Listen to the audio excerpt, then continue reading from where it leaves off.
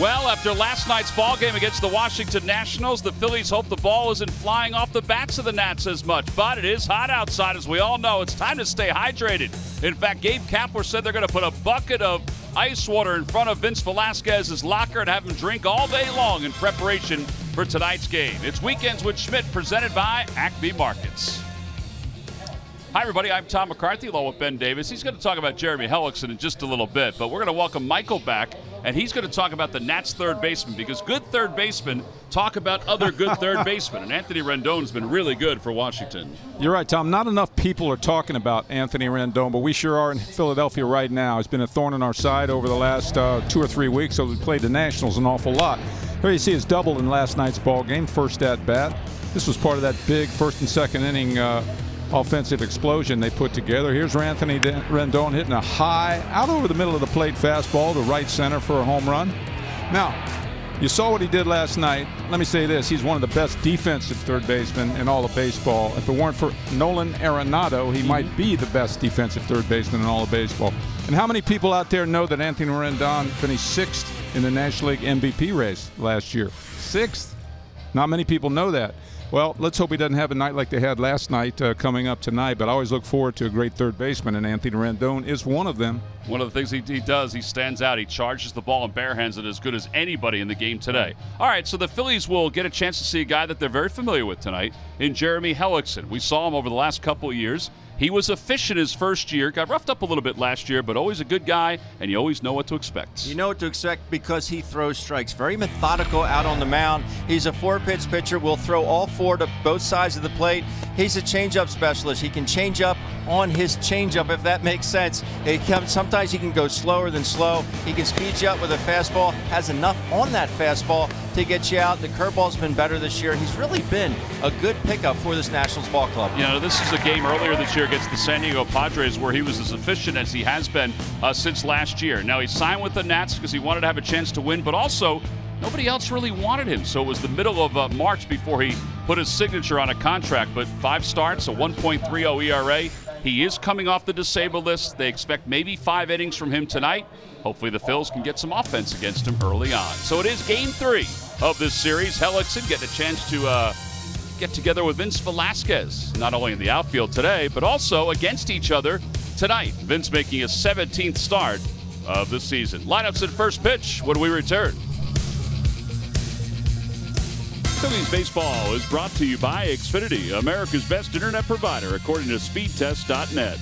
By Toyota. Save on the Toyota Camry, Corolla, RAV4, and Highlander this Independence Day. By Citizens Bank, official bank of the Phils. Visit citizensbank.com. By Coca-Cola. Taste the feeling. And by Independence Blue Cross. Live fearless. Learn more at ibx.com.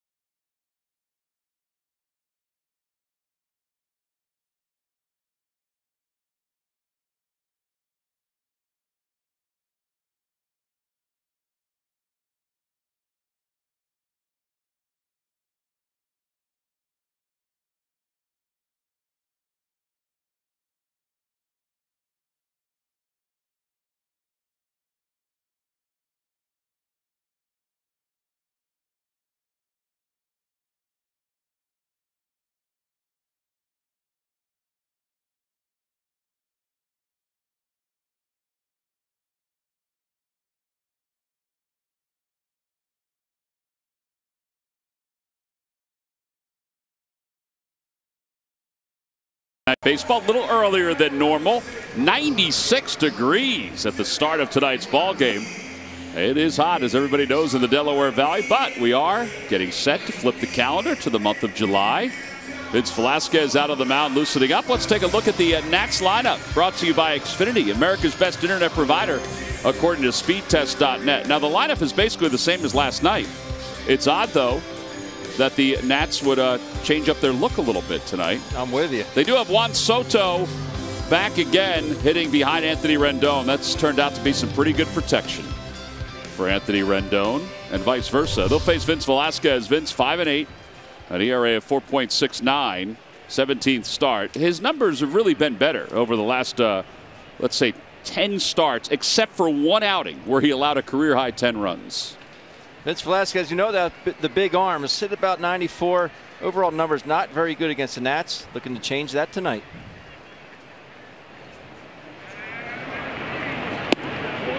First pitch is in there. We're underway. Well, you know, Ben and I are hitters, and the first thing we might see, at least I've seen it already, I don't know about Ben, at the shadows. Yeah. Yeah, you're looking at a bad time of night to start a ball game if you're a hitter. It's kind of like visiting batting practice time. Yeah, here, you exactly. know? Got the shadow in front of home plate, the shadow in front of the batter's eye. Got some fireworks coming up after the ball game. Ball's grounded foul, and it's 0-2. Eaton may have broken his bat. In fact, he is heading back to the dugout for a new weapon. Last night, the Nationals had 17 runs, 18 hits, 7 home runs. Now, you know, that's remarkable by itself. Previous 6 games, they only had 16 runs, and they only had 12 home runs coming in the month of June before last night.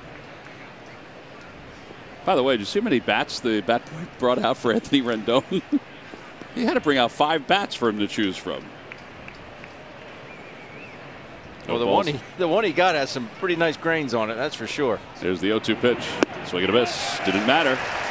Velasquez with a strikeout to start the ball game. I tell you, Vince has been watching the games lately. He watched the Yankees pitchers, the first 2 pitchers of the series. You saw how, yeah, you see Turner's home run last night. I think that's in the first inning. Yeah, Turner's home run last night sort of set the tone, the 2-run shot. That's our giant home run replay. But Severino and Lasagna, is that how you say the first pitcher? That's his nickname, That's right? his nickname, yeah. Those guys got strike one on everybody. I was watching on TV, and you guys talked about it, how many strike ones they threw. Hopefully Vince was watching that, sees how valuable that is. Turner now hitting .270. Well, I know I talked to Zach Eflin about that, Mike, about, you know, throwing first pitch strikes, and he certainly took attention to it. Well, just from a hitter's perspective, you're on your heels immediately. You go on the defensive as opposed to the offensive. 1 ball and 1 strike to Turner. Foul tip, 1-2. I would say with nobody on base, you could tell the hitter, or you should pitch to every hitter like you think he's taking. Strike 1, you know, the first pitch. Just pitch to everyone like he's taking the first pitch. I mean, you know, bases loaded, a couple guys on, it's a different story, but just pitch to everyone, I'm like they're taking it. Think how many pitches that'll save you over the course of the game. Yeah, particularly 10 or 15. If you can command the strike zone with it, absolutely. 2 balls and 2 strikes to Turner. Turner 5 for 9 in the series with 6 runs scored.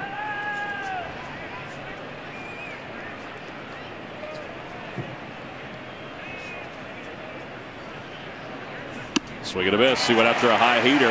95 on that one. The momentum for Velasquez took him over toward the third base line on that pitch. Yeah, and I'm telling you, if you watch, I don't know if we'll see it again, but I saw like a glare of the sun right in that swing right there. I mean, that ball, I guarantee you, got up in the sun. Watch this right here, right around his shoulders. See that right there where his face has the sun shining on it? Yeah.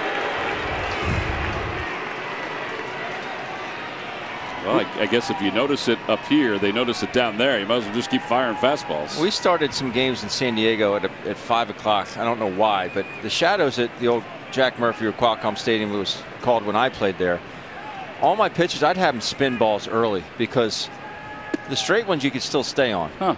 But anything with some movement on it, a breaking ball, is so much harder to hit in the shadows. 1 ball and no strikes to Bryce Harper. Harper, 221 with 20 home runs, 49 runs batted in. It is his 6th year of hitting at least 20 home runs. It's pretty remarkable to begin your career that way. Breaking ball, and it's 2-0. By the way, the umpires can't see real well either. Looked like a pretty good pitch right there.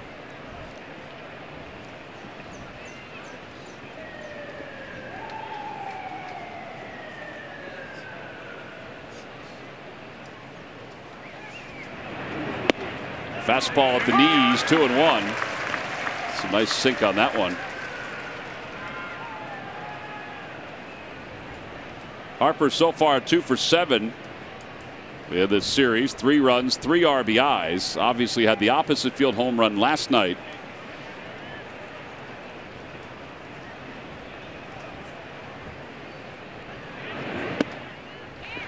Two and two. That's a slider, 86 miles an hour from Velasquez. Well, he has to give him one of those pitches. The second pitch, the breaking ball, looks like it was in the strike zone. If you thought that one was high, he's got to give him one of those 2 pitches. Sort of backdoored him on that pitch.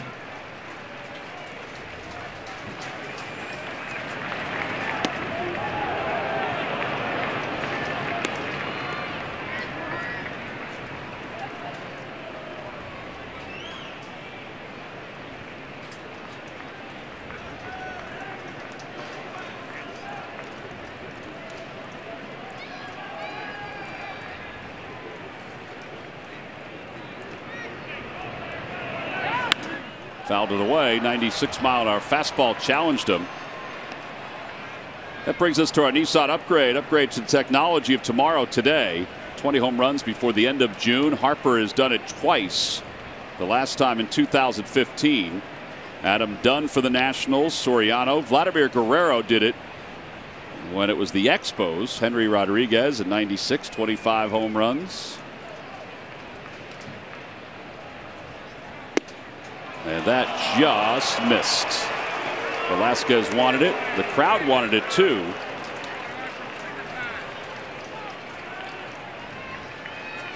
And 2 outs and a runner at first brings Rendon up. Take a look at pitch cast presented by PJ Wheelahans. Tried the old 2-seam to come back, and yes, it was a strike.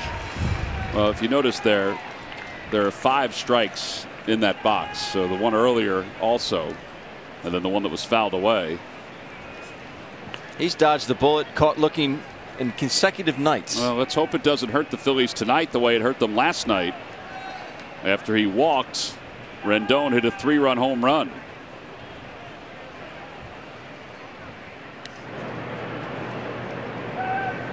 Last time I'm going to mention it, but there you can see a good view of how the light stanchions and the light coming through the lights on top of the stadium are hanging over home plate. Believe me, folks, that makes hitting tough. Does it? I always liked a little challenge when I was hitting, Michael. Turned out to be a heck of a career, huh? That wasn't nice. Curveball up and in, 1-0. I mean, what do you guys do when that happens? Like when you're stuck in the shot? I mean, do you try to pick something up specifically right out of the chute, or? I would wear like the yellow or the orange tinted sunglasses. Jimmy Rollins used to do that too. I would squat down more. Try to find somewhere where I could actually see something. 1 ball and 1 strike. Our batter's eye in Seattle was so bad when we start a game. It wouldn't get dark there until 9:30 at night. But our batter's eye was so bad, I would wear sunglasses for the first couple innings for a night game, for a 7 o'clock game, and I knew what was coming when I was catching. I'd wear sunglasses when I was catching. Brett Boone had the wall repainted 3 times in one summer. He had that kind of cachet. He had, huh? yes, he did. It's the Boone. Tied him up again, 1-2.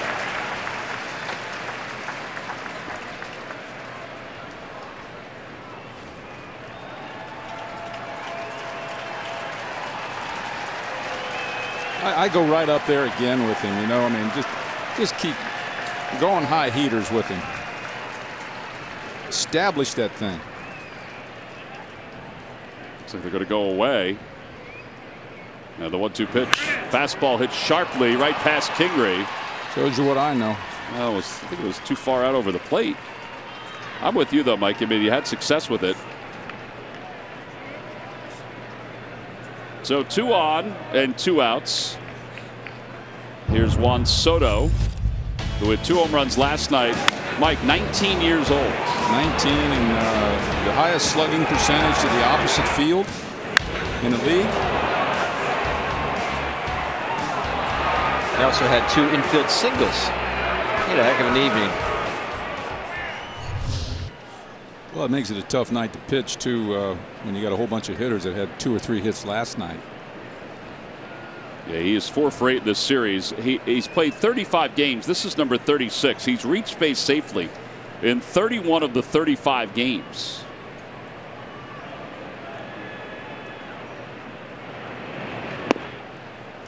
Slider, and it's 1-0.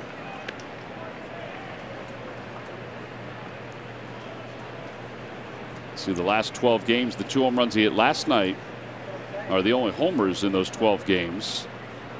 The last time he had homered before last night was his other multi-home run game. Yeah, we got to have that one. 2-0.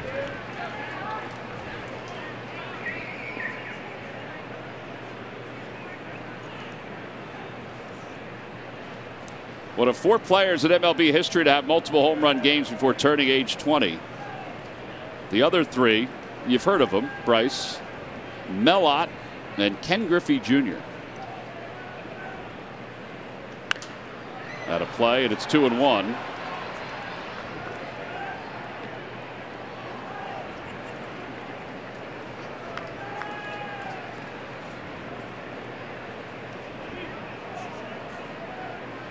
Well, 22 pitches now for Vince Velasquez. It's just like last night, Ben, you talked about the extra pitches when you don't get a pitch from an umpire. I mean, you're looking at 8 extra pitches now for Velasquez. Would you rather finish the inning with 14? I mean, now you're hopefully ended on 24 pitches. And that could be 10 pitches. I mean, that's 10. That could be a whole inning. Talked to Gabe about that today a little bit, and he said, you know, it's hard to get caught up in it in a long game.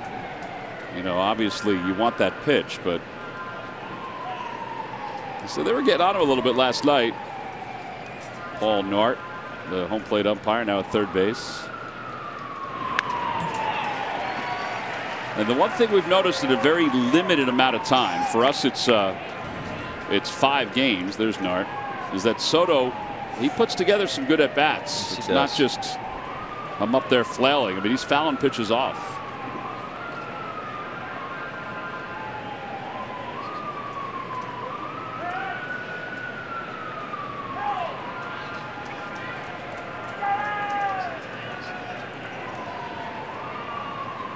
Velasquez finally on the same page with Alfaro with the count 2-2.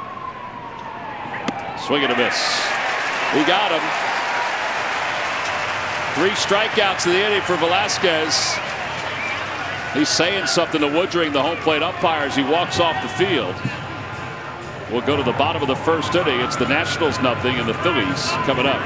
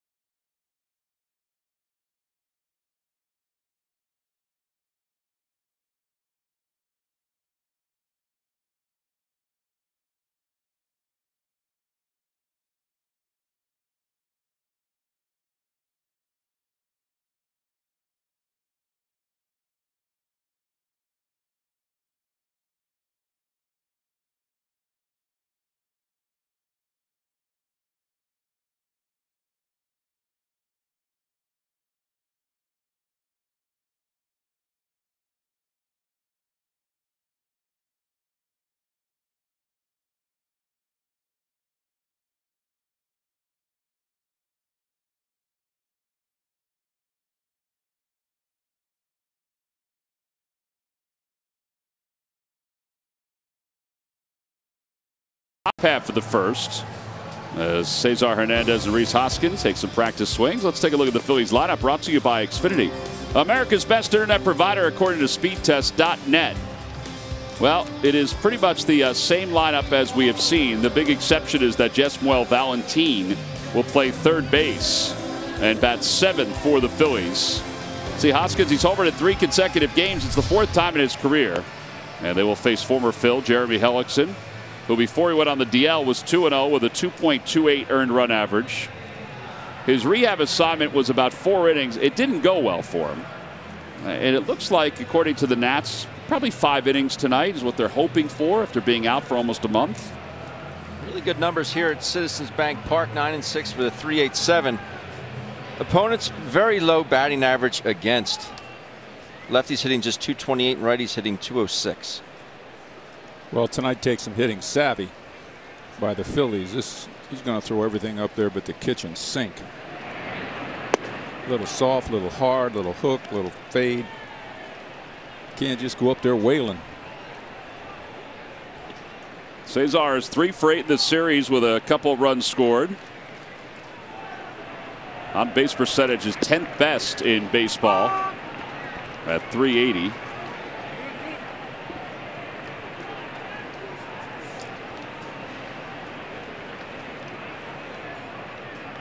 One ball and 1 strike. Breaking ball, and it's 2-1. 54 walks now for Cesar, on pace for over 100 walks and over 100 runs scored. That's what you want out of Cesar Hernandez. Sure, he'd like to hit 300, and I believe he's capable of hitting 300, but Cesar Hernandez walks 100 times, scores 100 runs. What a difference. There's a bloop out to left field and a base hit to start the first. We take it. We take it.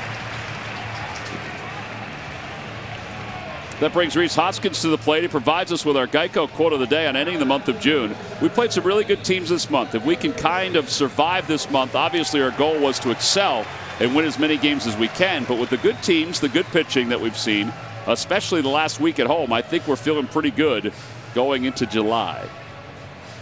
2 games under 500 here in the month of June. They have this stretch of 42 games, which includes tonight and tomorrow, against 10 different teams that have a winning percentage of .545, and they are 19-21 against those teams so far.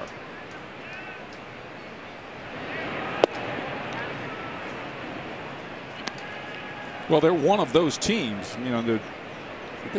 Maybe they don't have the recent track record as you count last year and the year before in it, and they're a rebuilding team, obviously, but they belong in that group, right? Have to consider it, yeah. Yeah, absolutely. I think they believe that too.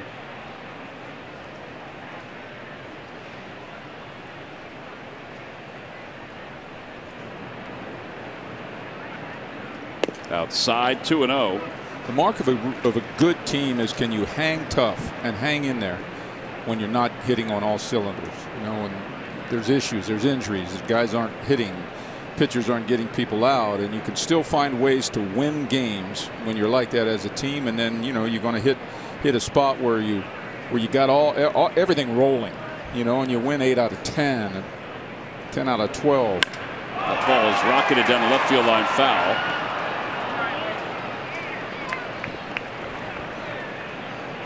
Here's Rhys's home run last night. This was Mike at the end of a 14-pitch at bat. I watched that on TV. That was one heck of a battle right there. Got a piece of a lot of good pitches. Ended up hitting that home run straight away. You love to see Rhys when he goes straight away.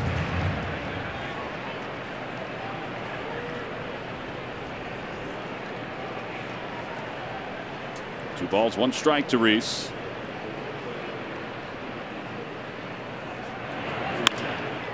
Fly ball out to left center field, and Harper is there. That was typical Hellickson right there. Yep. You got to kind of keep that off-speed stuff on your mind, and if he throws that pitch on the outer half of the plate, maybe Rhys gets the bat on. Here you'll see this is just in the perfect spot. and it just runs in a little bit on the inside corner, and he can't quite get the head out. That's the way he pitches. Well, now Odubel Herrera, who was mired in his second 0 for 21 stretch in the last several weeks. It's been an amazing back and forth for Odubel. 0 for 21, then a hot streak, brought his average up over 300. Now 0 for 21 again.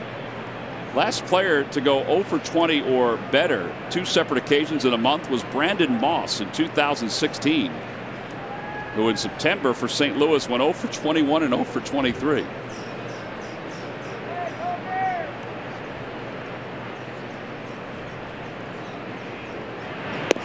A bit outside, 1-0.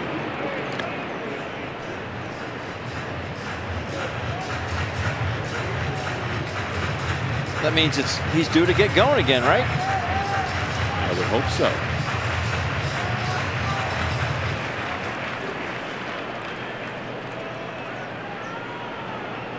Know that the previous 9, 17 for 40 and 0 for his last 19. Outside and low again, 2-0.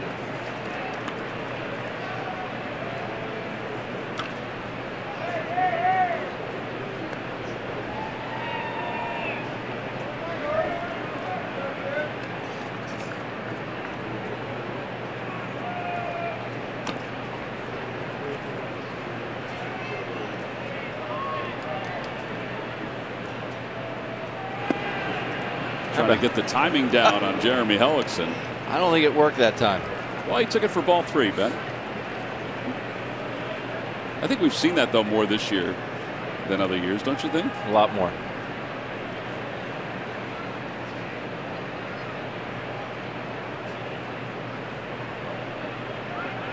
Tell you, I'd love to be able to get inside Odubel's brain when he's in the batter's box somehow and just have to be able to hear what he's thinking. Got to be some crazy stuff going on in there, and it's don't get me wrong, I'm not saying it's bad. He's a unique approach to hitting. Yeah, he is 8th in the league in hits with 87. He takes. Now there, his timing was good against that fastball. Problem is he may not get it again.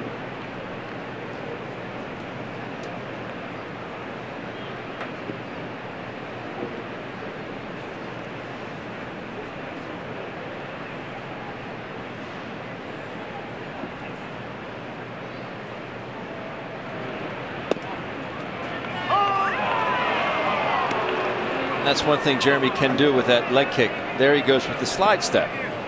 And Odubel just not able to get his foot up and down, his stride foot.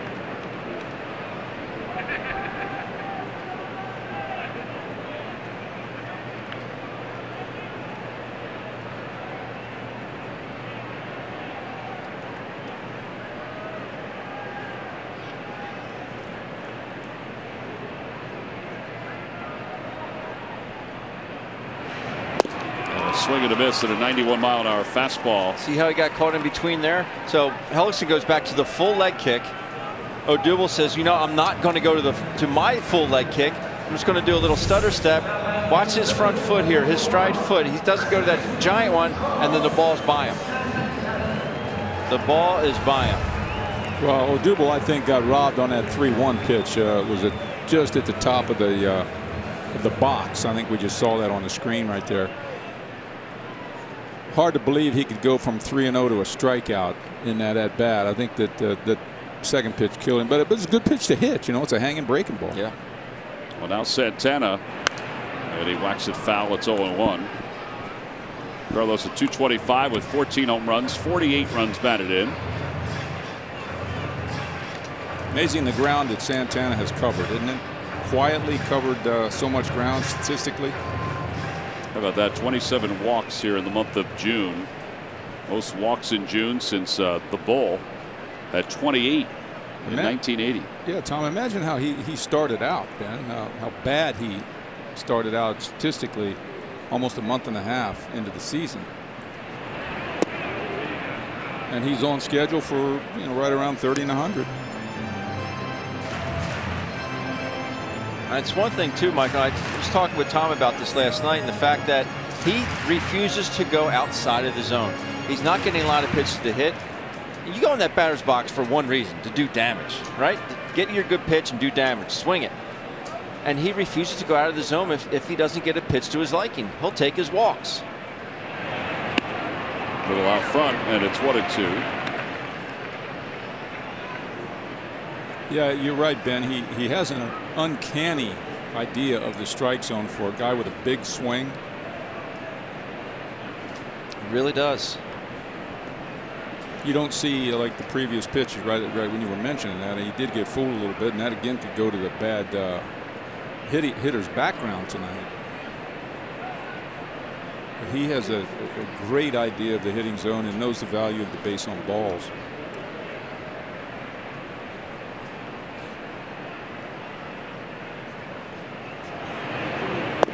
Outside and low, 2-2.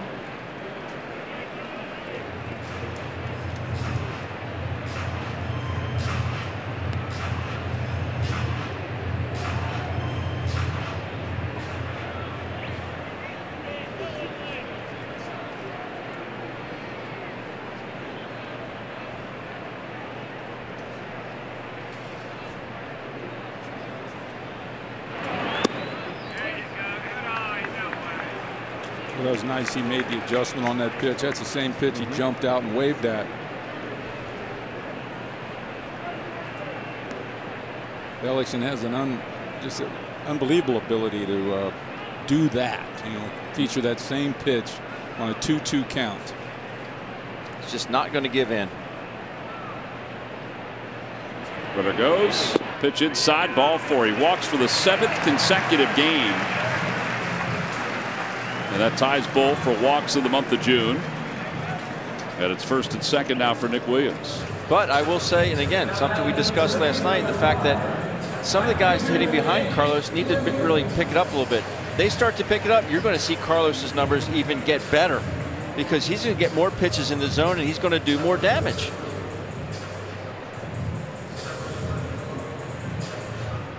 I was never a middle of the lineup or top of the lineup to the middle of the lineup type of guy, Michael. But if you had guys behind you that were struggling, how did it affect your ability to get good pitches to hit?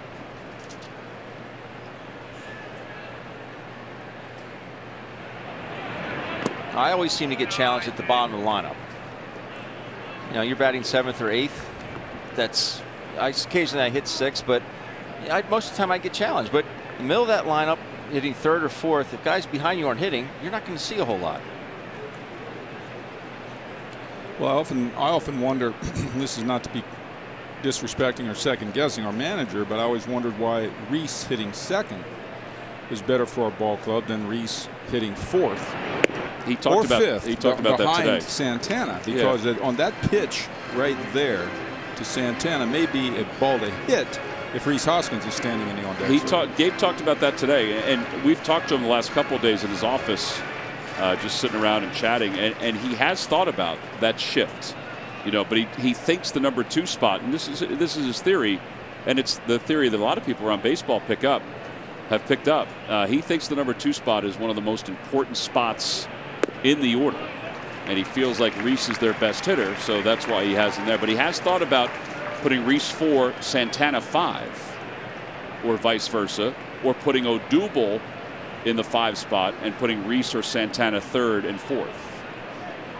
I think you might see it at some point. I do. 3 balls and no strikes here in the bottom of the 1st. And on the inside corner, 3-1. A 3-1 curveball.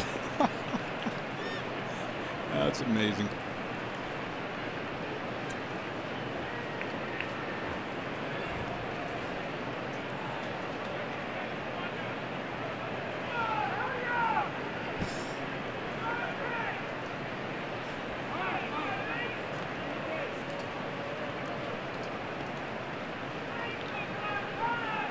Is it still the 1st inning? Yeah, it does. It is a long one.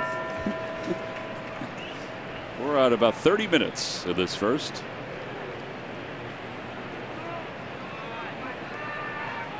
Well, fireworks tonight. No one has anywhere to go. Nope, exactly.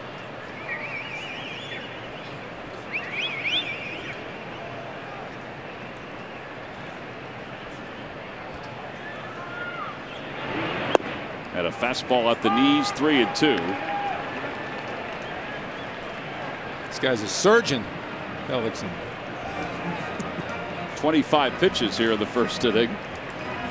Well, I think he knows he's got a short night ahead of him. What did you say? 50 pitches, 5 innings? They said 5 innings. They said it would really be a deal about the flow. Runners will be off on this 3-2 pitch. And it's fouled back. I don't know if there's much of a flow right now. It's more of a stagnant pool right now.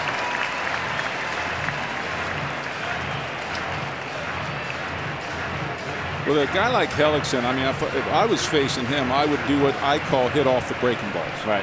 I would hit off the soft stuff, in which I would have my mind geared to soft stuff, curveball, changeup, and then at the last minute I'd try to put a little chop stroke on the fastball.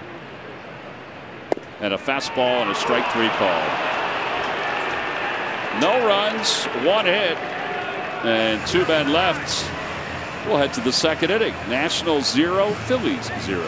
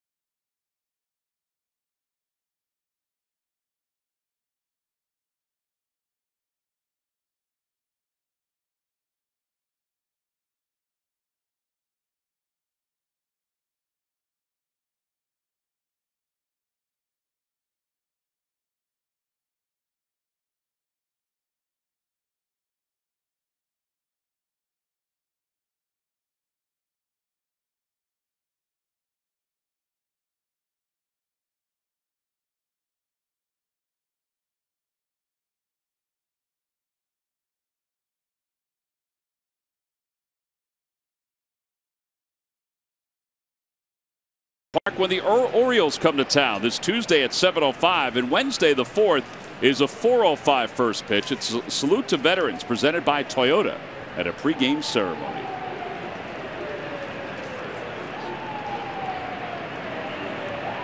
Here's Mark Reynolds to lead it off.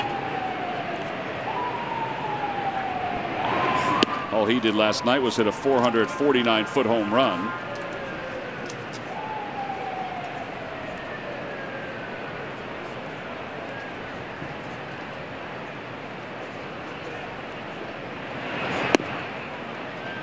One ball and 1 strike.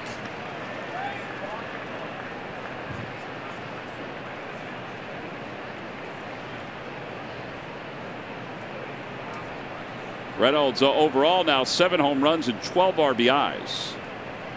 His home run last night was a 3-run shot. And it's 2-1.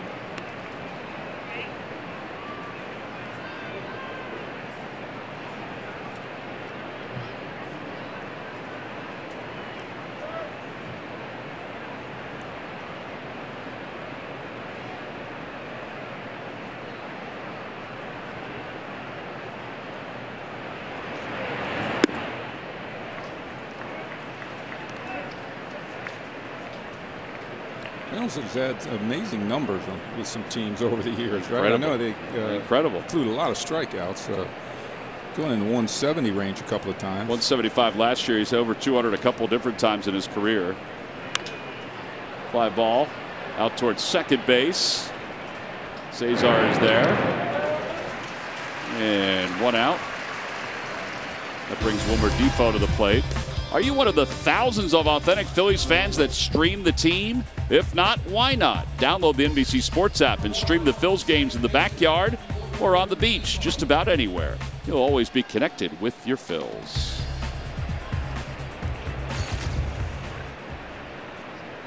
There is Wilmer Defoe, 3 for 10 in the series.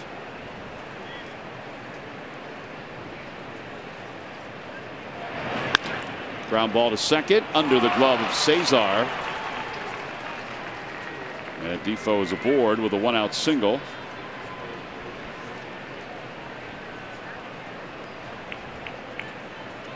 And here comes Spencer Kieboom. Well, if Cesar didn't see that off the bat, kind of looked like his first step. He wasn't in a good position before the pitch was thrown.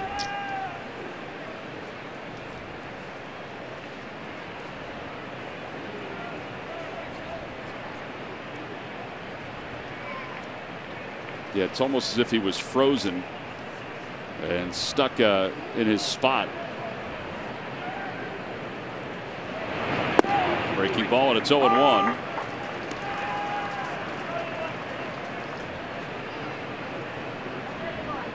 Kieboom last night picked up a hit in 5 at-bats.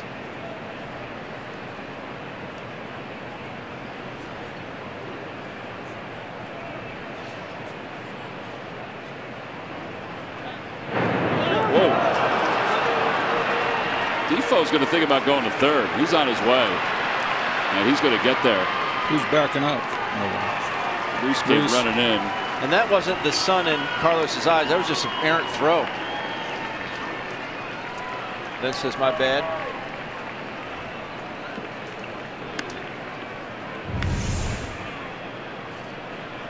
Oh, yeah, that's just a bad throw. Way wide. That changes the complexion of the inning. I wonder what it feels like to run like that. My goodness. Yeah, once there was nobody there backing up. I mean, even if somebody was backing up, I don't know if they would have helped at all. But once there was nobody there, the way the angle was, he had third base on his mind.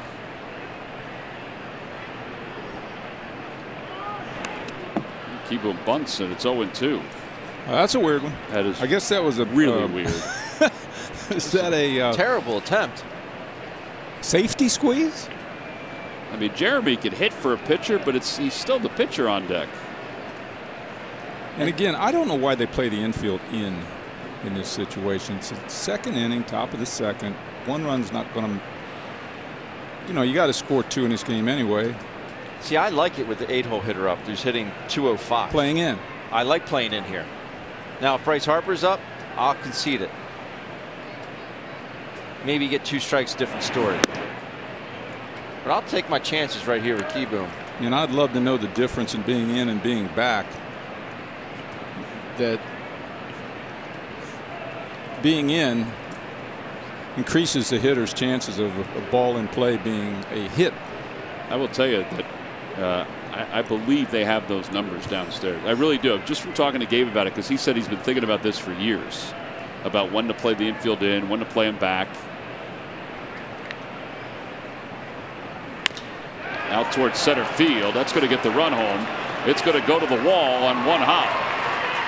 So Defoe will score. Kieboom pulls into second and an RBI double. Now the Nationals on top 1-0. Well, there was a case of a guy choked up on the bat and getting down in there with it, right? Just trying to make contact. I think the hitter knows if I just make contact, I got an RBI.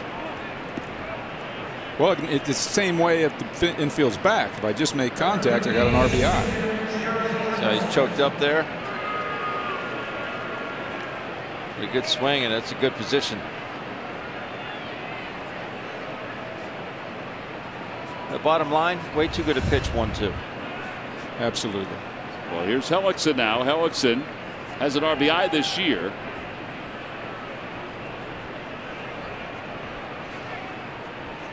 That from a guy who laid down, who tried to bunt on an 0-1 pitch. I don't know if they asked him to do that or if he did that on his own. They I had to ask him, right? I can't imagine what he would be thinking. Sacrifice the guy to home.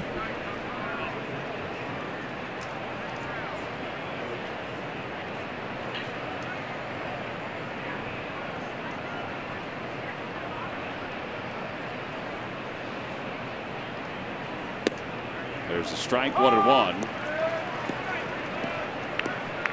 Ball gets away for a minute.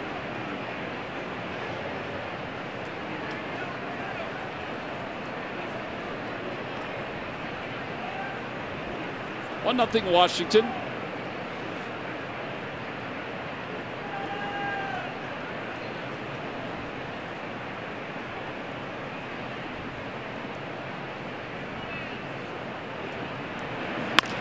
Back toward the middle. Cesar gets to it. Throws over to first on one hop in time to get Hellickson. He wound up in left center field as he let that ball go. And I don't care the fact that that's the pitcher Jeremy Hellickson running. That is an unbelievable play. A, to get to it. B, to get rid of it after the stutter. And then to throw it on the money to Carlos here. This is your Hyundai defensive play of the game. Right up the middle. Good step. I agree. It was a really short hop, too. Yeah, he kind of shuffles it. Carlos goes and gets it. You see, he double clutches. But to be able to get enough on that, that's an unbelievable play there by the second baseman. That's your Hyundai defensive play of the game, brought to you by your local Hyundai dealers. Yeah, I thought he was going to eat it, pump and fake it to first, and then look at the runner at third. So it's nice. It's a good thing that he made the play over to first. So here is Adam Eaton, who struck out his first time up. Breaking ball, 0-1.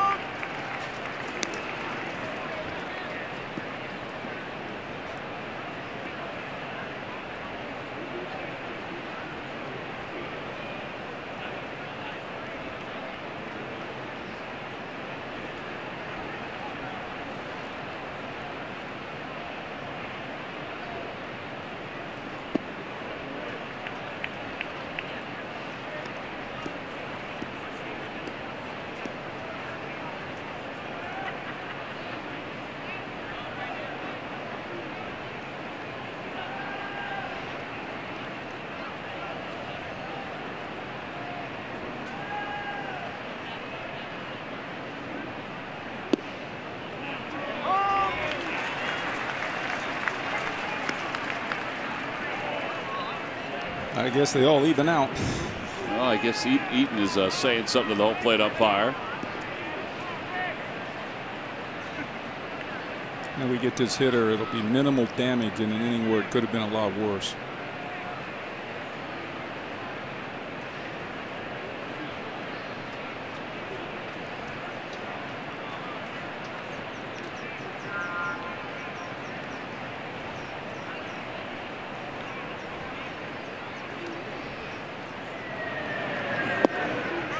Just a bit outside, 2-2.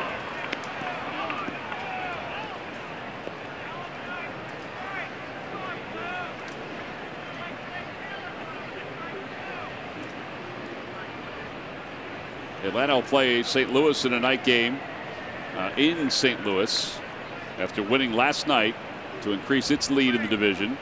Curveball, it hits Velasquez, and he's going to throw left-handed. How about that? And hopefully he's okay as he sprawls to the grounds.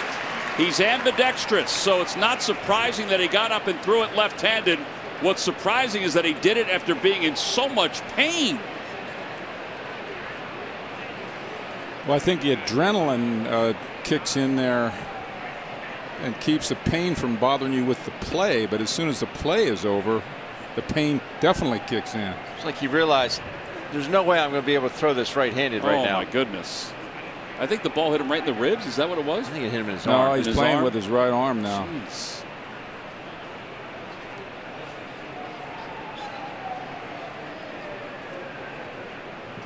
And they're not going to challenge it, so he was indeed out. That was 97 miles per hour exit velocity. My goodness. And let's hope he's okay as this ball goes back at him. Hit him right off the arm, just as you guys said. He drops the glove. Drops the glove. Look at that. Picks it up left-handed and fires it to first base. Wow. That's one of the most unbelievable plays I have ever seen. Incredible. Incredible to be that athletic to be able to do that. And now let's hope he's okay as we go to the bottom of the second.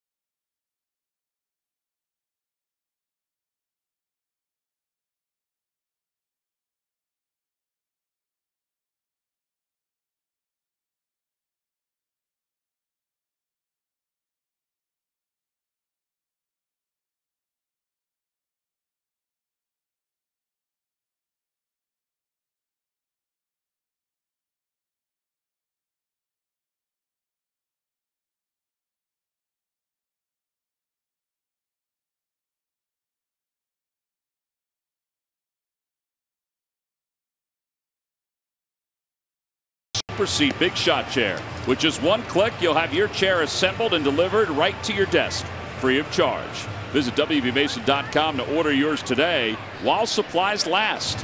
Nobody does it better than who but WB Mason. Well, the bullpen is going to get loosened up just in case. I can't imagine that Vince is going to come back as Scott Sheridan helped him off the field. What you saw, though, was an amazing athletic feat by Velasquez. As Mike said, the adrenaline kicked in, but the fact that he is, and we've talked about this before, that he's ambidextrous, but that he had so much on that throw, left-handed, to get the outs. I had no idea it was ambidextrous. I thought, a lot of times he's out in the outfield catching. Yeah, a lot of times he's out in the outfield shagging. And he threw a strike. And he threw or a at least, perfect and he had strike. something on it. That is something that, I mean, you just will never see. I mean, unless it's Pat Venditti or something like that who does it for a living. That's going to be maybe the play of the year in Major League Baseball. You know what? I don't know how you can get you a better top it? play. Yeah, exactly right. Grounder foul. I am still in complete shock. Take a look at this, folks. This will be the play of the year in Major League Baseball. Hit his arm, his throwing arm. Throws his glove off. Throws his glove off. Yeah. That is truly remarkable. To have the presence of mind and the sheer athletic ability to do it. It's a heck of an athlete. And we've said this before. We've said it since Vince came over that you'll find him out in the outfield just running down fly balls left-handed. Kind of does it to keep himself in shape, but also to, just to do it. He's got the left-handed glove. I was so sad, too. He just, survived the surgery. I guess when was that? Last year, year before? Vince had surgery, right? Well, he's had a couple surgeries, but he's had major one when he was with the Astros.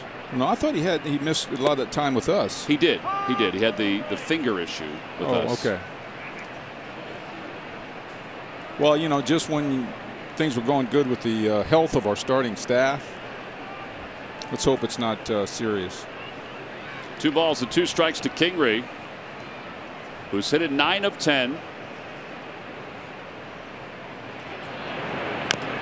Pulls that one foul off his foot.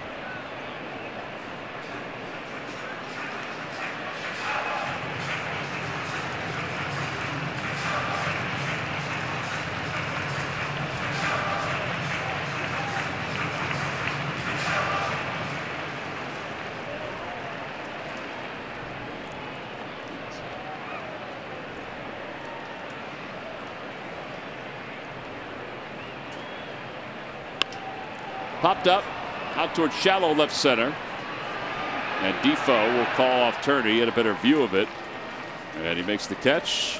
Jesmo Valentine's coming up. Let's check in with Greg Murphy. Murph. All right, thank you very much, guys. Well, it is hard to believe, at least it's hard to believe for me, that this is game 81 of the season. It's the official halfway point of the Major League Baseball season. I was talking with Jake Arrieta before the game, and I said, can you believe that we're halfway through at this point? He said, I really can't. It happens. It goes so quickly. It was just a couple weeks ago. I felt like we had the heater in the dugout. Today, obviously, we're boiling. Take a look at the difference from last year's first 81 to this year's. Obviously, the record, 27-53 at this point last year. 43 wins already this season. You know, but the rest of the numbers, well, they're kind of mixed. You know, you look at runs per game, more this season, obviously, but the average, a little bit less. The pitching has been better this year across the board, even with the bullpen's troubles, still a little bit better, but the error's way up this year. So some mixed numbers, and you take a look at that and you say, well, how did they do it? How have they gotten there for 43 wins? And I would tell you that I think there's a little bit of the intangibles this year inside that clubhouse. I think these guys really believe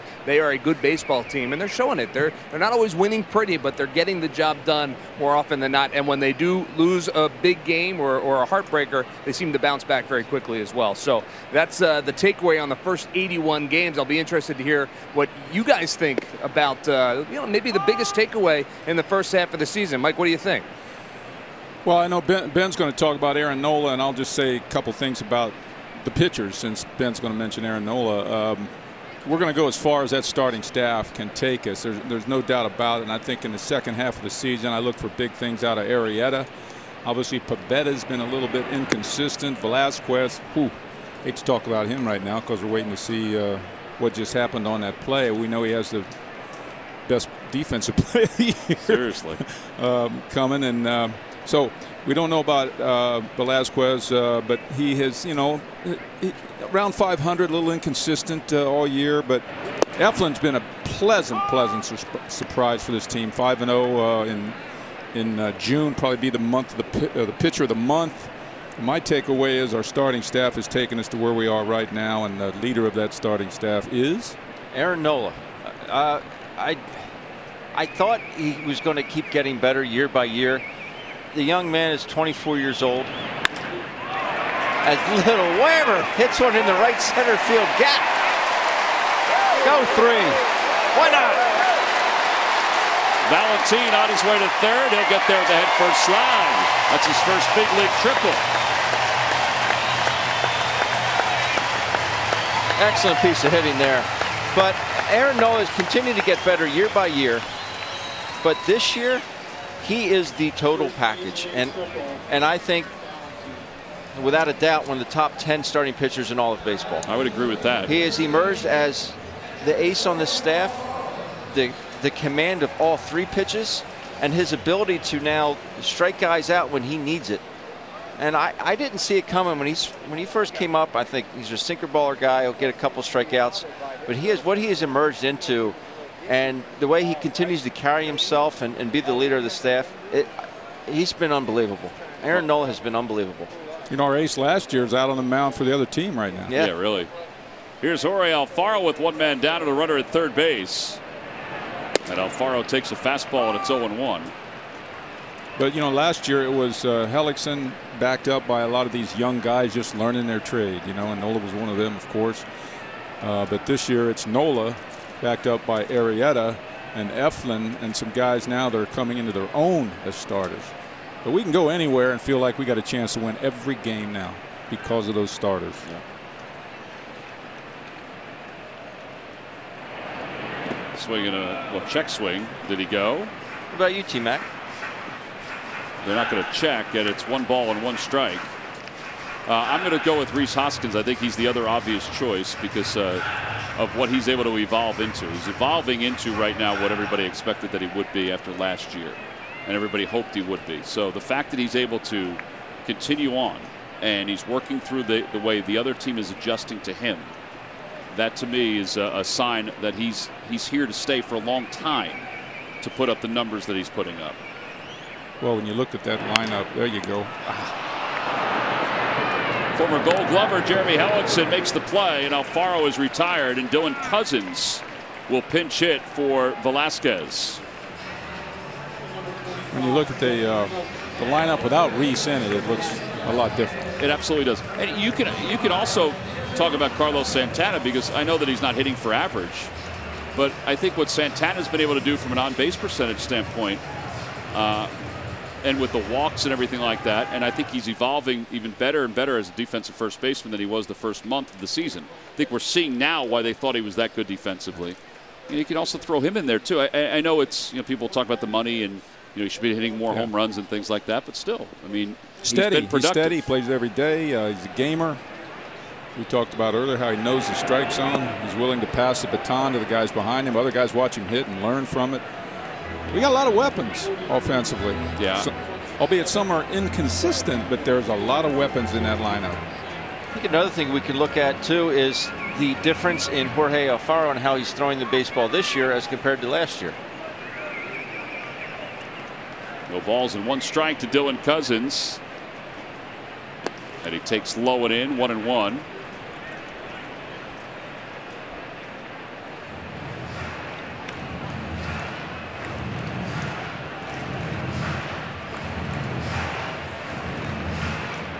.44 pitches for Hellickson.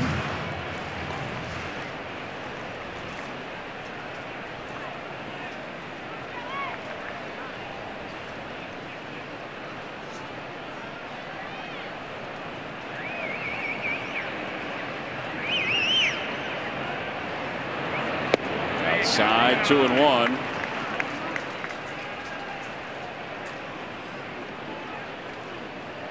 See, Hellickson knows about Dylan Cousins being in our organization. Dylan Cousins got pretty strong buildup the last few years in our minor league system, and I would think Hellickson would be right down his alley as a hitter.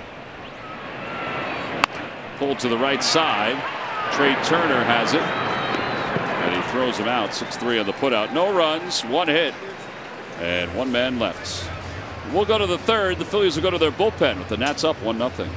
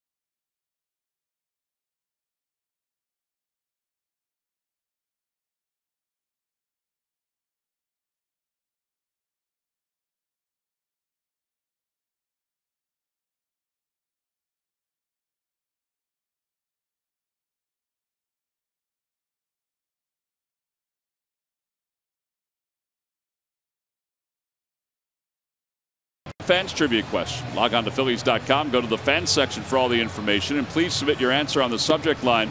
All right, guys, here's the question. Who was the only Expos pitcher to win 20 games in one season? The only Expos pitcher to win 20 games in one season. Answer will be revealed in just a little bit.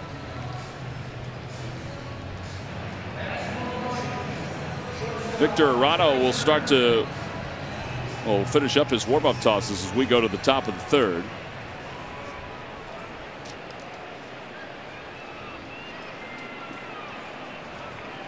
We're grinding on that one. Trey Turner.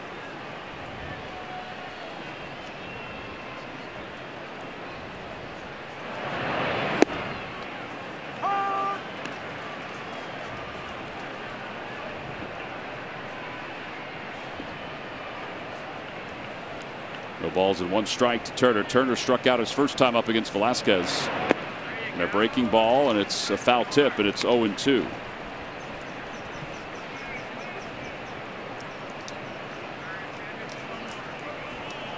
be looking over here at my paper, T-Mac. I'm looking at your answers.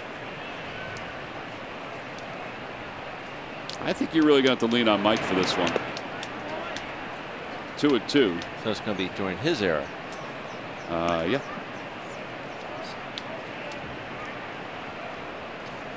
Yes, There's got to be some trick to it. There's an obvious answer. For your era, I think there is, right? Well, there's an obvious answer also as Turner gets hit by that pitch. Not the guy you want to hit. And that brings Harper up. I think that ball got a piece of Jorge Alfaro, too.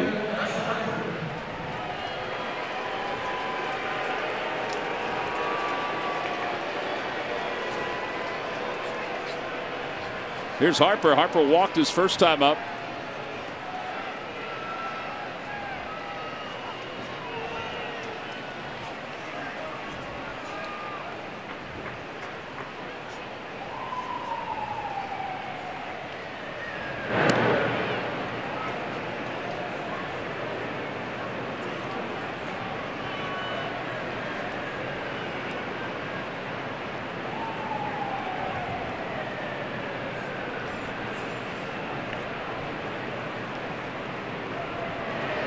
Inside, 1 ball and no strikes.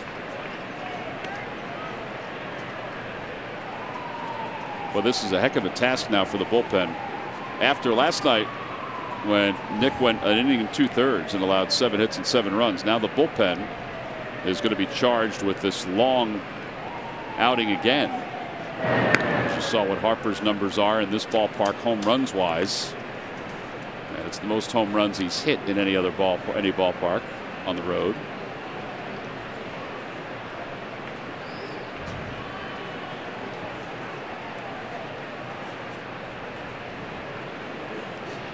One ball, no strikes.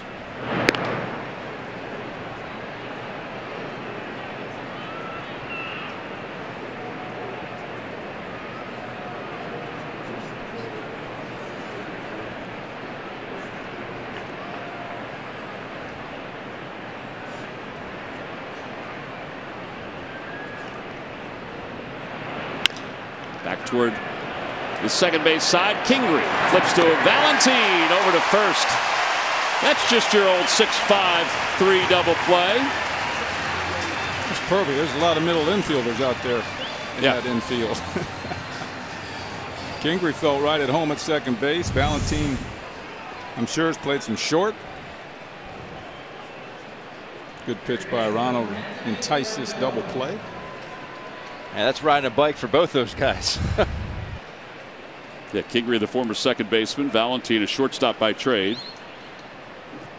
Nice to erase those base runners with Yeah. Rendon coming up. Who singled his first time up. Mike, did you ever turn a 6-5-3 double play No, at second base? I don't think so. I played short several times. Yeah. When need be, when we ran out of extra infielders. Did you get critiqued by Boa when you played shortstop at all? Did he ever critique you? I don't think Larry was on the team when I did that. Oh, okay. Because he never came out of a game. Right. Played short the last inning when the game I hit my 500th. We ran out of middle infielders. Fly ball to right field. And Nick Williams makes the catch. No runs, no hits, and nobody left. Middle of the third. It's the Nats 1, the Phillies nothing.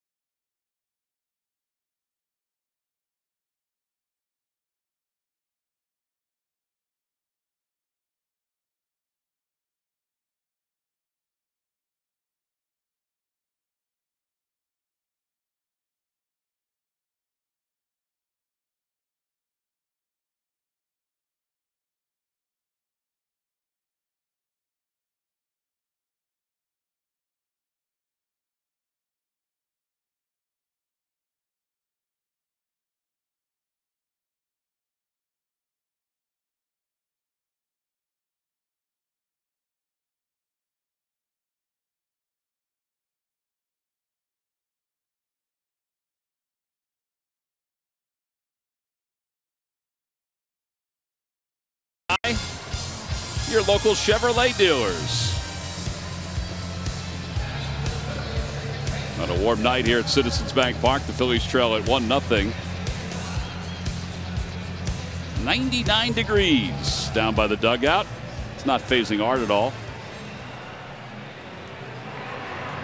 Rich is down there too. I don't think it's phasing Rich at all.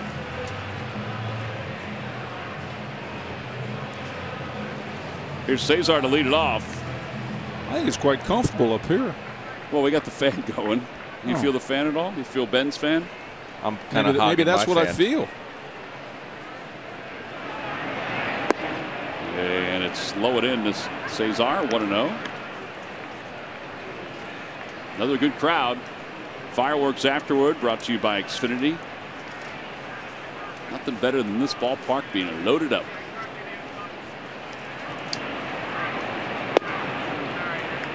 I think this will be even a little bigger than last night's crowd.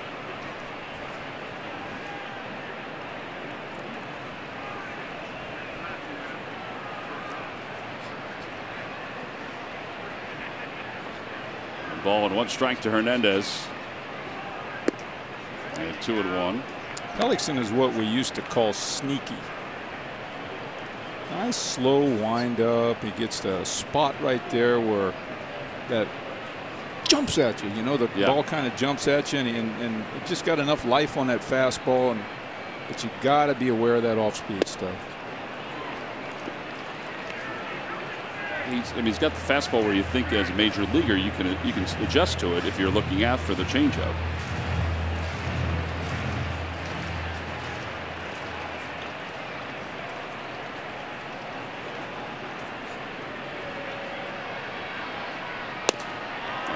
Strike 3 called, 91. Cesar thought it was low. Well, that's the 3rd strikeout for Hellickson. Here we got the box. Well, right at the bottom of the zone. Wow. It looked like a pretty good pitch. That box is a tough one. I mean, they call, we were talking about in the office, right? They call twice as many pitches in that box balls as they do balls out of the box strikes. That makes sense? Fouled away. Twice as many balls. Do I have that right? They call balls that are in that box or on the edge of that box balls twice as many times as they do balls that are just out of that box strikes. I think most times if it's on the line or touching the line, it's a strike. Well, that's without looking at the numbers. I can't say I've looked at the numbers, but just by our eyes and having it up on my computer. Okay, well, so you got to give that umpire credit on that particular pitch. Yeah. But how many do they not call a strike that are on that top line of that box? That's probably to me the one that the sidelines and the bottom line they call a strike more often. I think the ones that are at the top of that box, hardly ever. It's probably less. Yeah. Reese pops it up into foul territory. Reynolds makes the catch, so 2 outs. I despise popping out. I couldn't stand it. Carl, check how many times Ben popped out in his career. We'll be here all night figuring that one out. Well, unless Nolan Ryan was pitching and you already have 3 strikeouts. Yeah. Stay fair, stay fair. No, I hear what you're saying. God, it's frustrating. How about popping out on a 2-0 pitch to the catcher or something? How about a check swing? That's worse than popping out. Odubel shows bunt, takes strike 1, 0-1.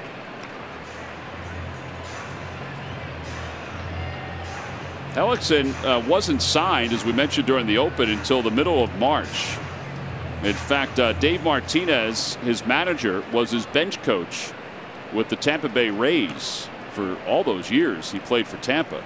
So he knew what he was getting when the Nationals signed Hellickson in the middle of March. Hellickson was working out. He's a Scott Boras client.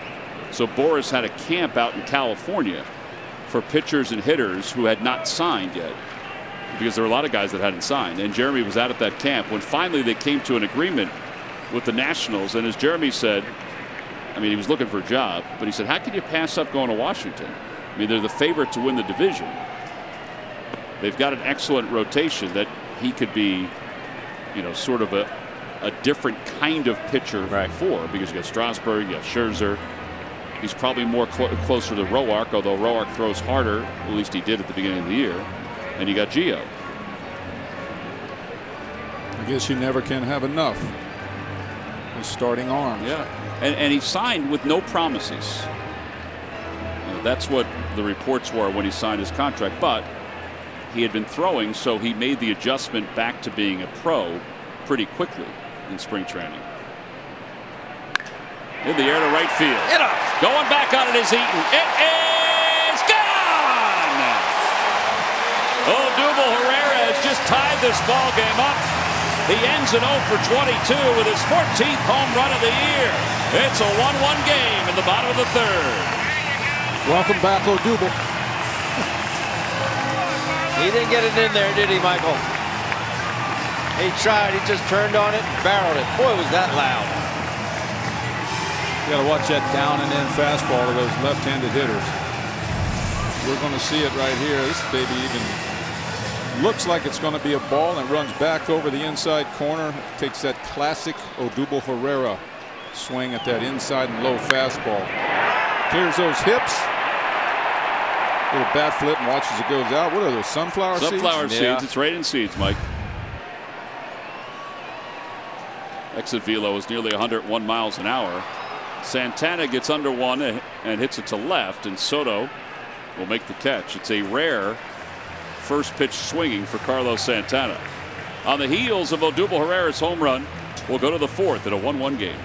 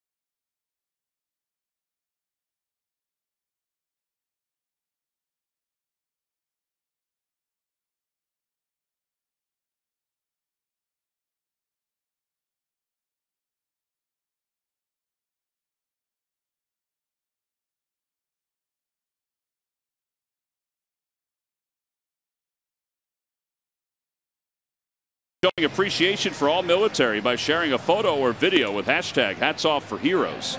For each post, T-Mobile will donate $1 to support veterans. Oh, Esperinale, look at the lines. Chickies and Pete's Crab Fries, we saw that line a few moments ago. Was pretty long. Same for Campos, Seasons Pizza, and on the opposite side, Tony Luke's and PJ Wheelahands. Dinner time. That's right. Odubel getting acknowledged by the fans out in center field for his home run. Ends in 0 for 22 for Odubel. Here's Soto facing Arano. He starts him off with a slider. 0-1.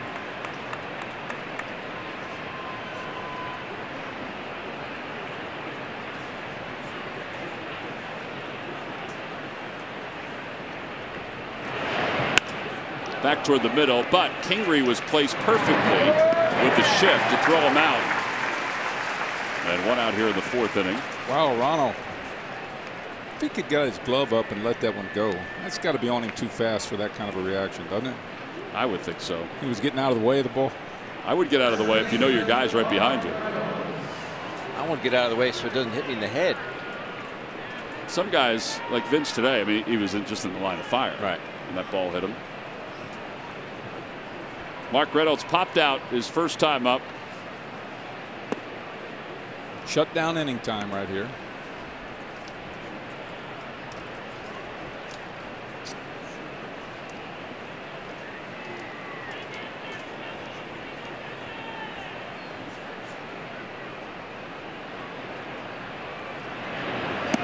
Good pitch. That's the slider again. That was the best one he's thrown in his inning plus.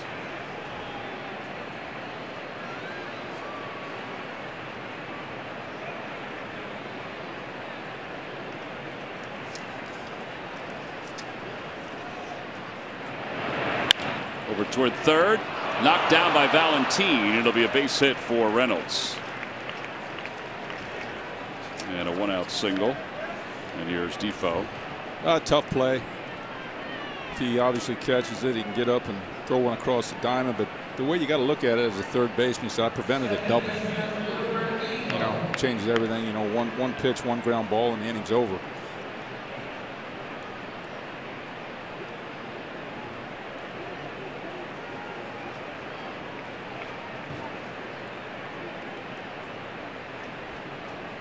Defoe takes a strike. Did you look forward to those kind of plays at third base, though, Mike? Yeah, for sure. Is there any way to practice them? Like diving? You can't practice No, those, right? no. You just got to let your natural athleticism. Absolutely not. I don't think I'd ever seen any infielder practicing diving for the ball. Well, what I've seen, and I've seen this for the last 10 years or so, is infielders, third basemen on their knees, and then before batting practice, and then leaning, Really? not diving, but leaning both ways, backhand, glove side. It's not exactly a dive. I hear you. I'm sure they come up with some drills that would simulate diving.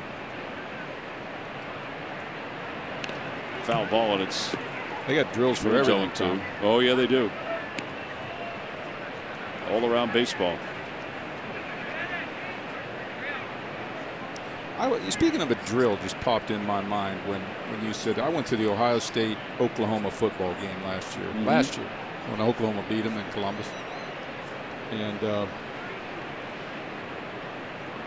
I'm standing outside the Ohio State locker room because I got to meet Urban Meyer and chat with him for a while. And right outside the locker room, they got a machine that shoots footballs. Yeah, like a baseball. Yeah, you know, shoots a football, right? And their wideouts were standing there with their gloves on, going, catching them with one hand.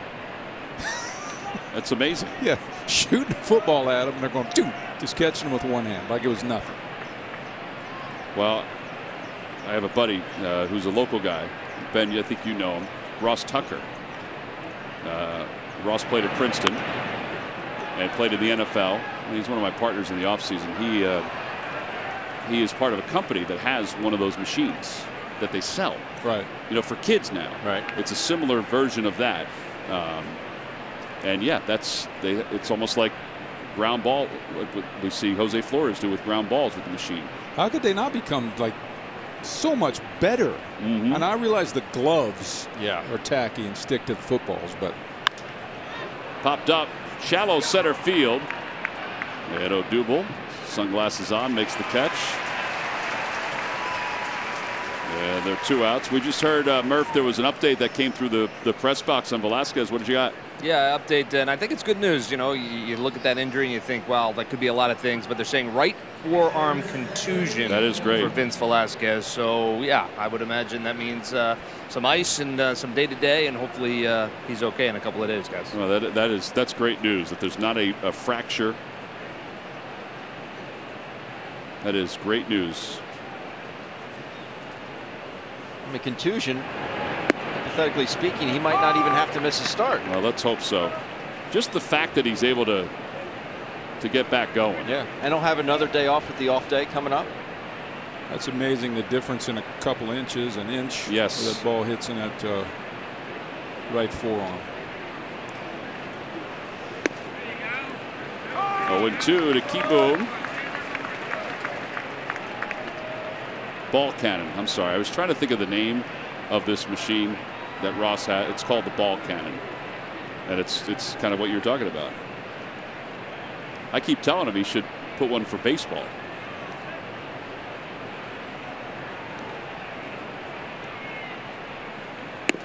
Outside. They use the standard tire machines in baseball. They use them for everything now. They do, yeah. For maybe pitching, you know, for fly balls like that.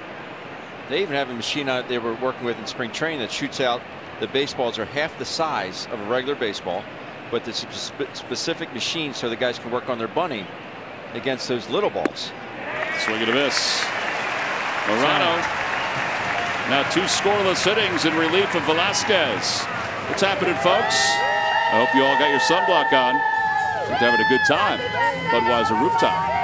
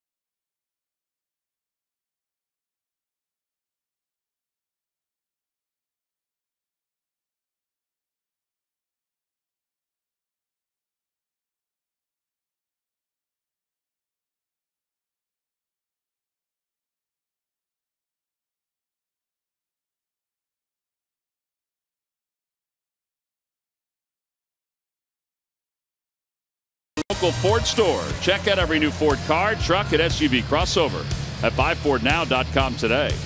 And by WB Mason. Who bought WB Mason for fast, free delivery? Nobody does it better. Fireworks night. Yeah, they're getting them all set. Looks like they're ready to go. Not a hazy, hot day here in Philadelphia. No winds. That's a good thing for fireworks.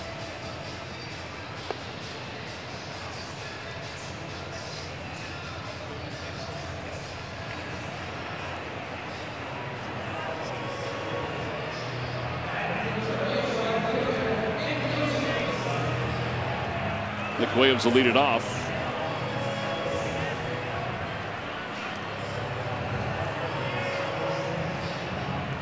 Williams struck out looking his first time up.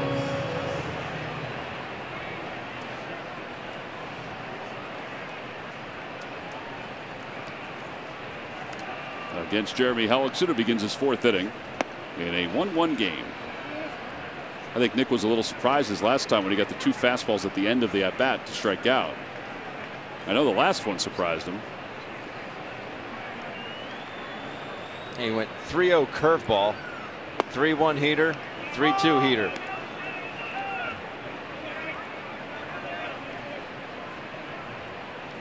Hellickson should be left-handed. Pitches backwards. Yes, he does. With the Phils, he was 18 and 15. His earned run average was over 4 because of the end more than anything else. I thought his first year he was exactly what the Phillies needed. Yeah. 2-1 pitch. And it's 2-2. I think you guys would agree he's really a good 3-4 pitcher in rotation. Yeah, I would agree Starting with that. rotation. Particularly in this kind of rotation that the Nationals potentially have. I mean, they have Scherzer. Strasburg's injured a lot. He's injured now. Durable as can be, Hellickson. Yeah, that's why the hamstring injury that he sustained to go on the DL was somewhat surprising. as he throws a knuckle curve to get Williams. And that's his 4th strikeout. MLB At Bat is your #1 Philadelphia Phillies app. Customize your experience to catch every moment this season. Get the Phillies home screen icon and features such as MLB.tv Game of the Day, pitch tracking, in-game highlights, live radio broadcasts, stats, news, and more. Download MLB At Bat today.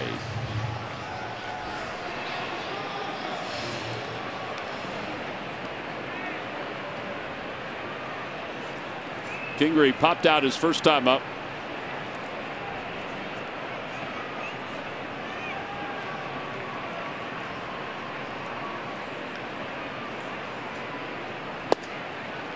.88-mile-an-hour slider, more like a cutter.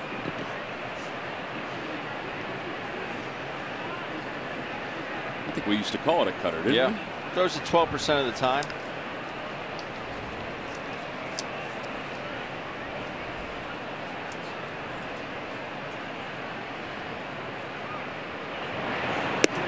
You know, I have a question for you guys, especially Ben. Why is it that today's pitchers want a clean new baseball, as opposed to when I played, pitchers would they could get a ball, they didn't want you to throw the ball out, didn't want the umpire to see the ball. They wanted, you know, if they could get a little scratch on the ball or the ball was roughed up a little bit, they wanted that ball. They wanted to keep that ball in play as much as they can. What is it about modern day pitchers that feel better throwing a new baseball? Because they feel they have a better idea of where it's going. They simply don't know how to throw a scuff ball anymore. They just don't know how to do it. Well, they're specialists at throwing new balls. Or, you know, I want to say these balls are rubbed up, obviously, but they can. Ellickson can make it go like 5 different ways. Yes, but now it's every time a ball hits the dirt, basically. Right. I used to have Michael. I used to have pitchers ask me to see, hey man, see if when you throw it down in between innings, see if you can short hop the second baseman in between innings, just so you can get a little scuff, on it. Yeah, they would, because the guys back then knew how to work with that. I think that's so great to hear that those kind of stories. Yeah. 3-2.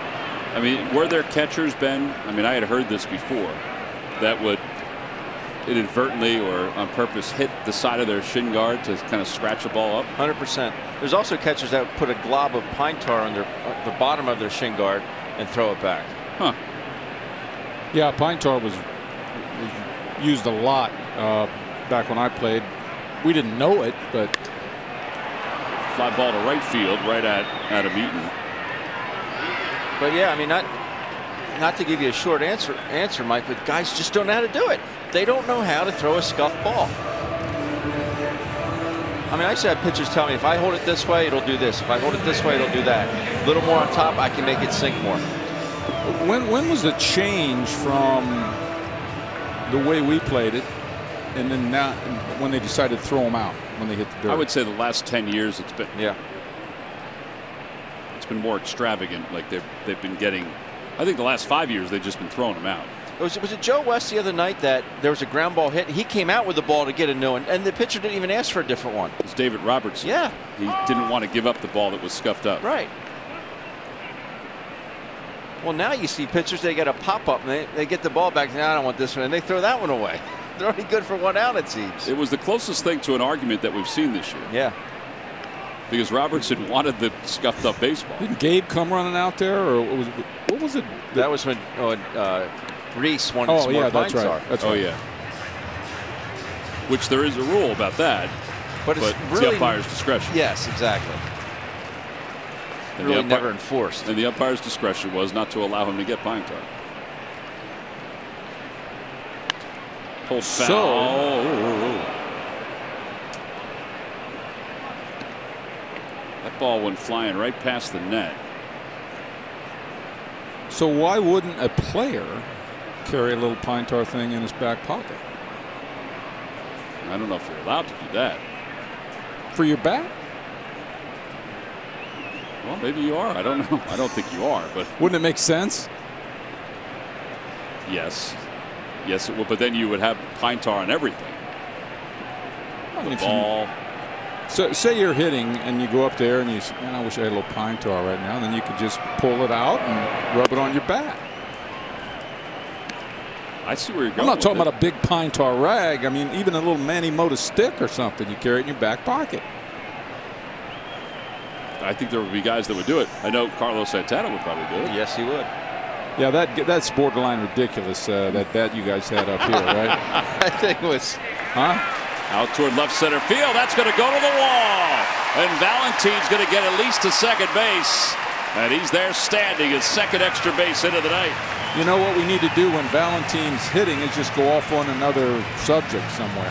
You know? And then he's got a triple and a double while we're talking about something else. Something about a guy that can go gap to gap, huh?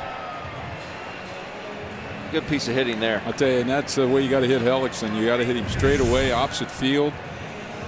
Takes us back to our curveball and little tumbler the other way. If you roll over to second base, that's what most guys do. Shoot it the other way. That game will repay you. Hook 'em horns. Snap, snap. Here's a guy that can go the other way. I'm saying with his right center straight up the middle stroke. Ooh, did he jump a little bit there? I thought that was a balk for a second. That one's pulled down the left field line. That'll be in for an extra base hit. The Phils will take the lead. Valentine will score an RBI double for Alfaro. Beautiful, beautiful. 2-1 Phils. I think they listened to you, Michael. That's the guys in the dugout. That's when they're screaming, change places with him. Yeah. I think they're going up there looking for something soft. Well, those two guys do. Those two guys are thinking middle of the field, and they're right on his off-speed stuff. You're a pretty stroke right there. I always say, if you got Alfaro hitting 8th in your lineup, you got a good team. I always say it. His actions as a hitter are so good. He's going to be so good someday. I hope it's quick. Some two-out lightning there. Visit to the mound. Derek Lilquist going out as Aaron Altera is coming up as a pinch hitter. By the way, that gives us a moment. Carl Graber, Ben, you know him as our crack statistician. Yes. Has researched the number of pop-ups that you had in your career. You had 79 career pop-outs. Now, I don't think that's that bad. It's not that good. Well, I mean, considering you had 105 career at-bats, you had 79. I'm just kidding. just saying, if you cut those in half, how many more hits you'd have? Exactly.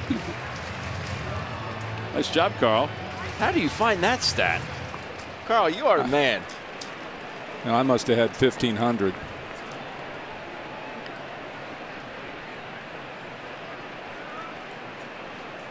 Altera lines one out to left field. Soto's going back, and he can't get it. It's off his glove. Change places with him. Alfaro will score. Altera in the second. 3 consecutive doubles, and the Phils have a 3-1 lead. Nice, nice. And these are 3 doubles that are smoked. Good for Aaron. He needed that. Yeah, he did. He gets a first pitch fastball. Head down on it. Looked like he didn't have eyes a leg kick right there, T-Mac. He's been working hard to adjust on some of his mechanics. Cesar 1 for 2. Wait till that young man figures it out. He gets a chance figured out. Got all the tools. Saw that last year. Fly ball left center field. Harper is in the right spot. And he'll put it away. The inning is over. The Phils scored 2 runs with 3 consecutive doubles. We go to the 5th. It's the Phillies 3 and the Nationals 1.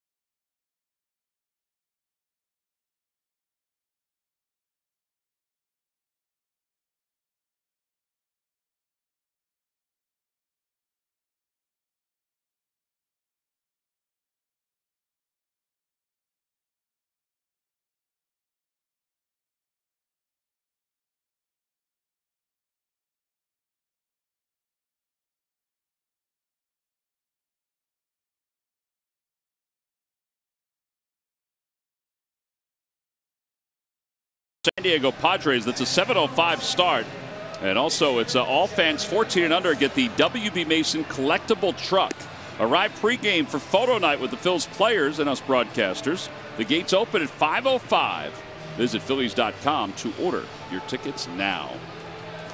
Pretty cool addition if you've been collecting the trucks during the course of your career. I got to get one of those trucks for my train set. Yes, you do. Speaking of photo day, yesterday was photo day here at the ballpark. I want to tell you, there is more ribbing.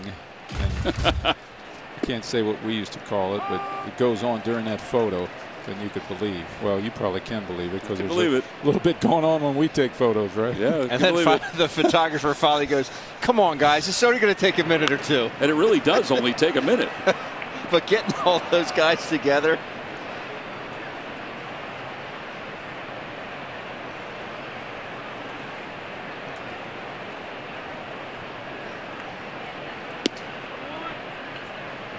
No balls and 2 strikes to Helix, or 1 and 2, I should say, to Helix. And I walked in with Carlos Santana yesterday, and we sat and talked for a little while. And he said, "Are you coming out for photo day?" And I was like, "No, I will." We had the right shirt on. That's right, we had the red shirts on. Helix down on strikes as Tommy Hunter picks up out number 1. Hunter on for Arano, who went 2 innings, 2 scoreless innings. And now Adam Eaton.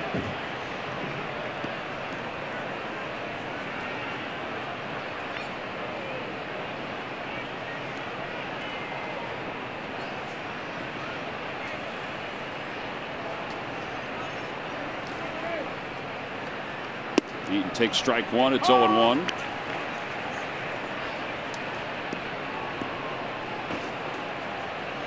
Phillies, as we mentioned, have Mark Leiter Jr. in the bullpen. They brought him up today, and Hector Neris went down. There's a base hit the opposite way for Eaton. That's good hitting. And it brings Trey Turner up. Sure is. Doesn't that look easy to do? It sure does. I could never do that.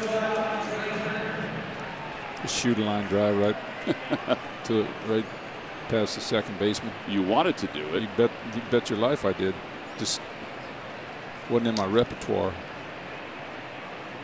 You decided to just hit it over the fence instead. No, huh? it just didn't. It didn't fit.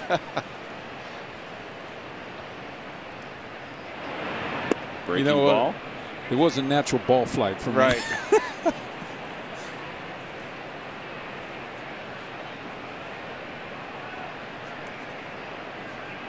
Eaton away has the 1 stolen base attempt this year. Fastball. Jorge Alfaro pretty much shuts down the old stolen base. Yeah, he does. Tommy Hunter is really barking at the home plate umpire after that last pitch. Did that not split the plate? I thought it was toward the outside part. I didn't think it was down the middle. I thought it was toward the black.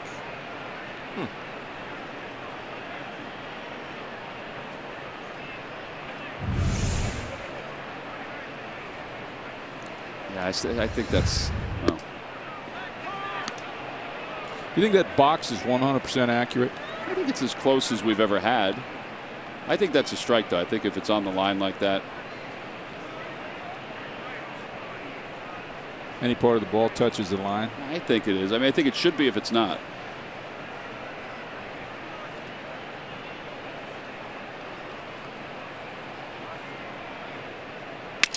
Over toward the hole, backhanded by Kingery, flips to second for 1, over to first, not in time. It was a really nice play to get the lead runner at second base. I mean, Turner runs so well, it's hard to double him up, but they almost got him. Yes, it was. That was a great play all the way around. Slower runner. We might have had him at first base. I might have suggested Cesar just stopping, just taking that ball and just getting 1 out right there and getting the heck out of there. You know what I mean? Yeah. I mean, the only way you get Turner is if he slips or falls down, or I don't like to see that throw when it means nothing. In case it goes Yeah. into the dugout or something. I'll be honest with you, it was closer than I ever thought it was. I agree with you. It was going to be. Harper hit into a double play his last time up.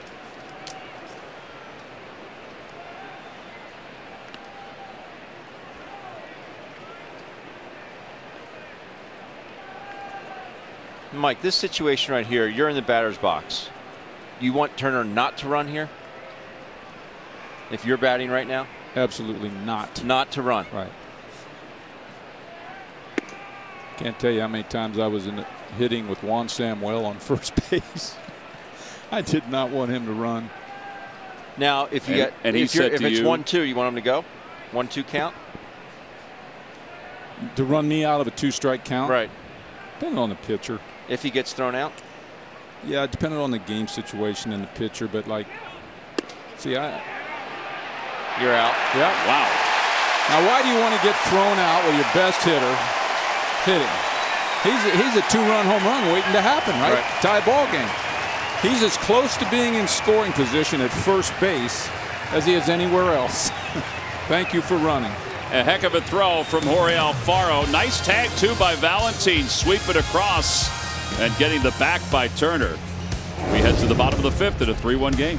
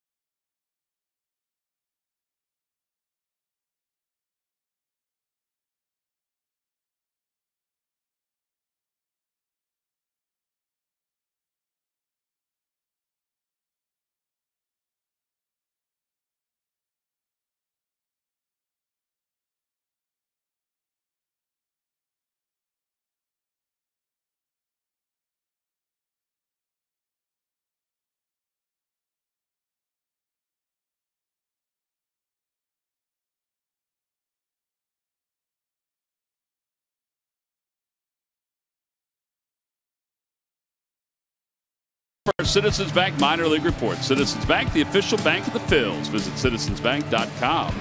Well, yesterday, Lehigh Valley defeated Rochester 2-1. Ranger Suarez left. He had a little bit of an injury, but a 1 run in 4 2/3. Reading defeated Hartford. Tromp had 3 doubles and 2 runs scored. Clearwater lost to St. Lucie. Jose Pujols hit his 11th homer. And Lakewood defeated Hagerstown. Lakewood the first half winners in their division. We go to the 5th. And it's 3-1 Phils. 1 ball, no strikes to Hoskins.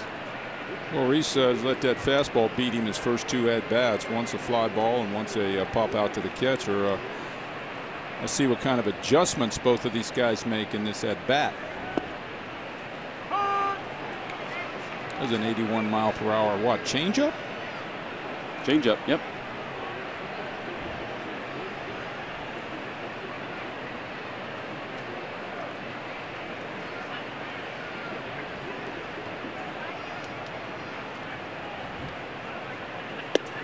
Outside, and it's 2-1.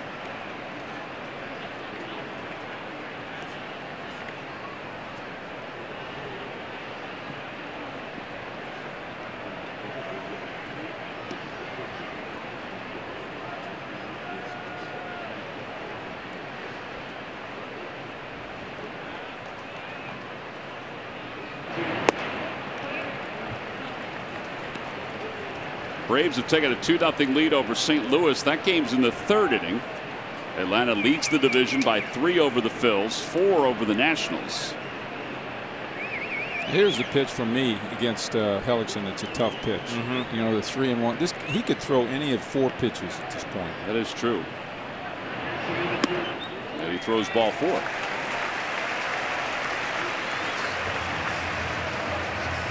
And Odubel, who homered his last time, will step to the plate.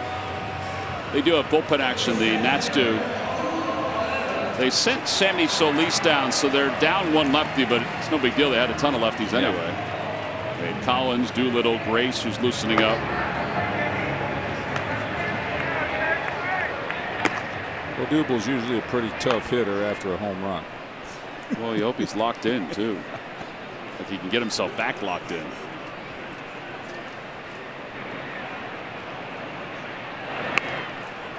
Bunts it foul.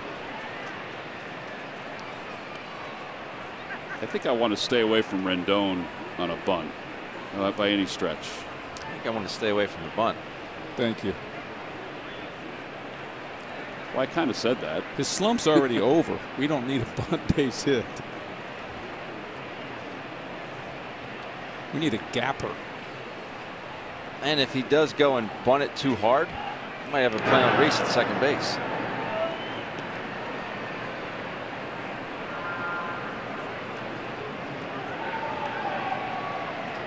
Yeah, you don't see many guys hit one 15 rows up to right center and then drop and come up and bunt this next time up when you're leading in the game.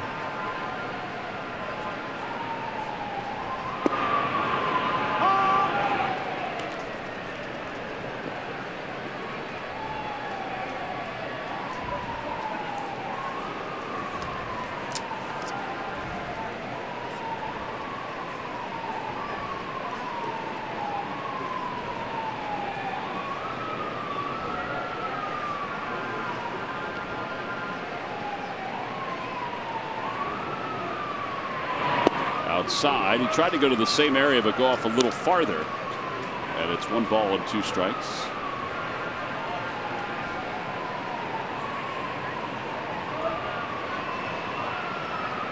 Nats took a 1-0 lead, and that was in the second inning. Then the Phillies tied it in the third, took the lead in the fourth, and now they have the leadoff batter aboard, and Rhys Hoskins with Odubel up.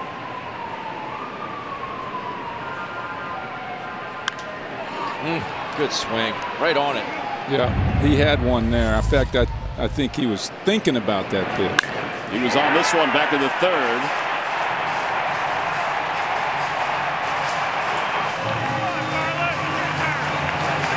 Tied it up at the time.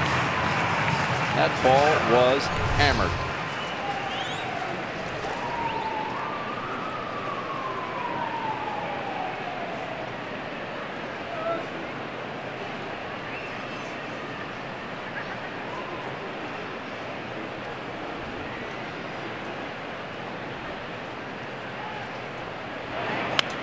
Staying alive and remains 1-2.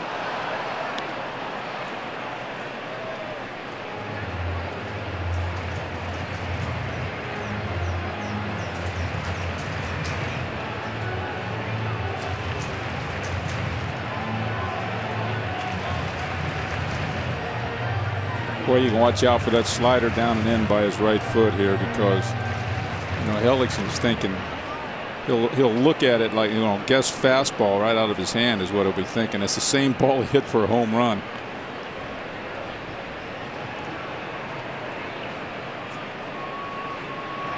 There it is. Yeah, you're right.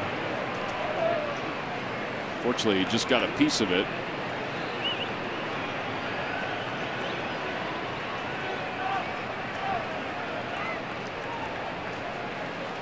$14 home runs in 138 games last year. We're at game number 79 for Odubel, and he's got 14 homers.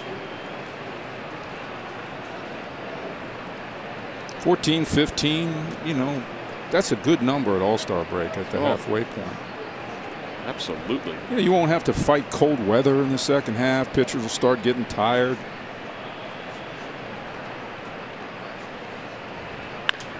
Popped up. Rendon ventures back. Turner's there too. And one out here in the fifth inning. Odubel said he knows he had another one to hit right there. That brings Santana to the plate. Relive the magic of the 2008 Phillies, from piecing together the team to winning it all. World Champions, the story of the 08 Phillies, Sunday, July 15th at 8 p.m. here on NBC Sports Philadelphia.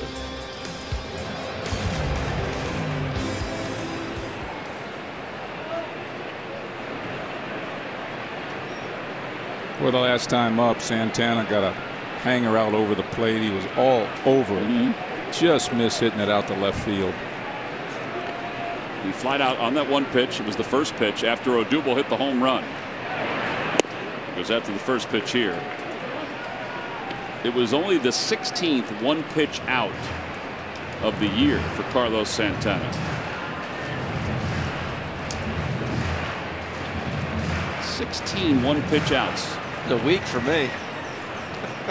I thought it was a good time to swing at the first pitch after Odubel hit the home run. You figured maybe he'll try to get a fastball over. Over to shortstop Rendon, the second for one. And they won't turn the double play. 5-6 on the put out at second base, a fielder's choice.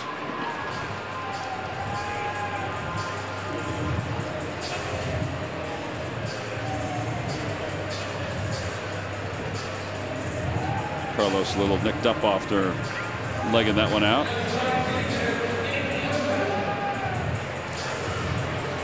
I was watching Rendon playing shortstop there. I never really realized. Yeah, he went across first base and kind of stepped on it. A little weird fashion, which can. You don't realize how close you are to injury when you run across that first base bag. Saw Michael Franco the other night on the road. Yeah. Slipped stepping on the back of the bag. In Washington in the night game. That's why it's important that you hit the front of the bag.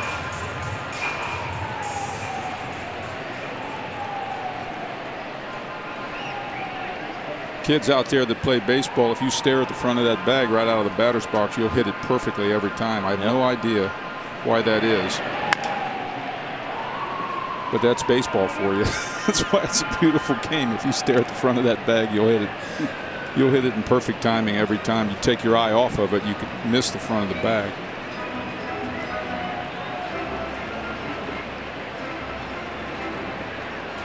Phillies were fortunate that Mike Cal, that nothing happened after he did that. I mean, that looked worse than it turned out. Yeah.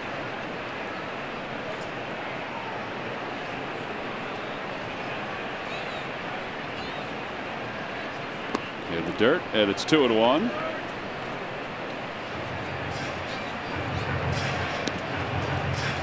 Well, Hellickson's around a lot longer than we thought. It's 95th pitch. Well, they said 5 innings, but I assumed when they said 5 innings it would be 80 pitches. I didn't think it was legitimately 5 innings.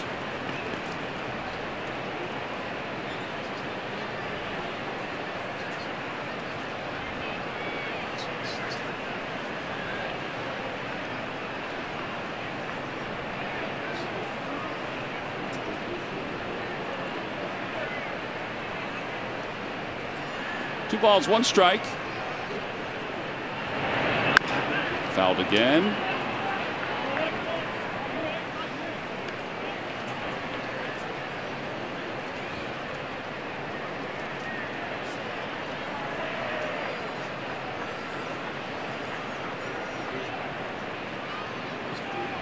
There is bullpen action now for the Nats. Miller's up again.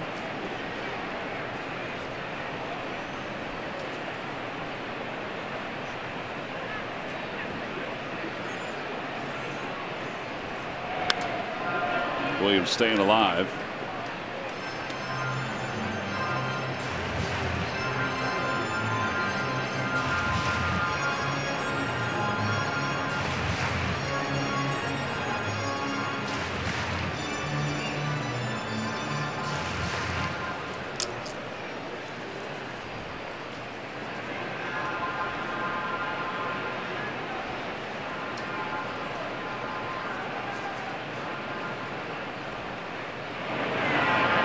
And that's pulled into right field. That'll drop in for a hit.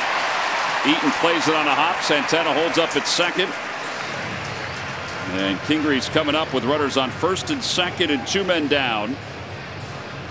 Good way to get a piece of that ball. Yeah, Dave Martinez is coming out. He's not making a double switch. He's just going to go get Hellickson. And he will lift him from this ball game. So Jeremy winds up going 4 2/3 here tonight. So they'll go to Miller, the right-hander, with the Phillies on top 3-1 and a runner in scoring position.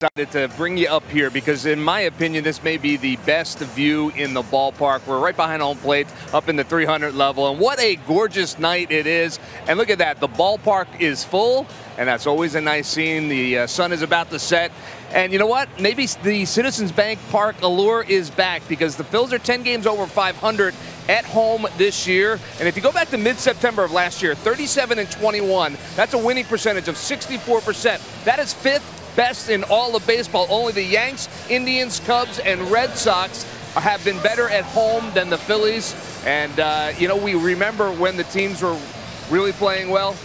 This place was a very difficult place to come and win baseball games. It's starting to happen again. And when the place is filled up with this on a beautiful summer night, it doesn't get any better than the view we've got up here.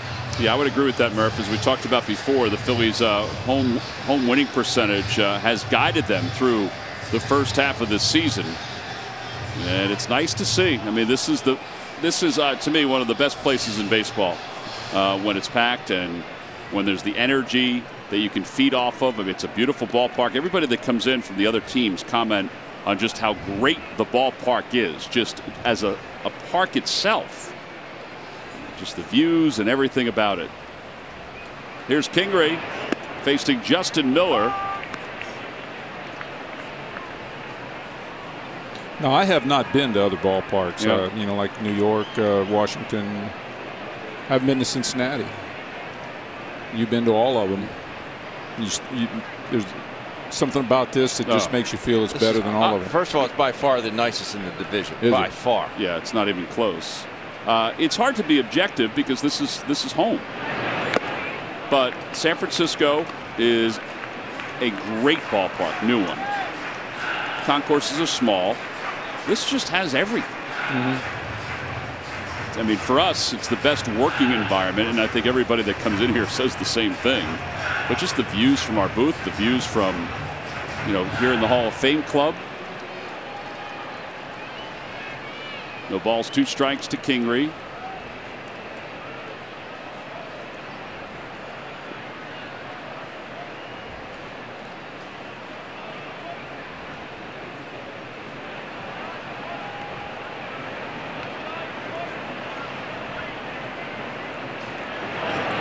Fouled back.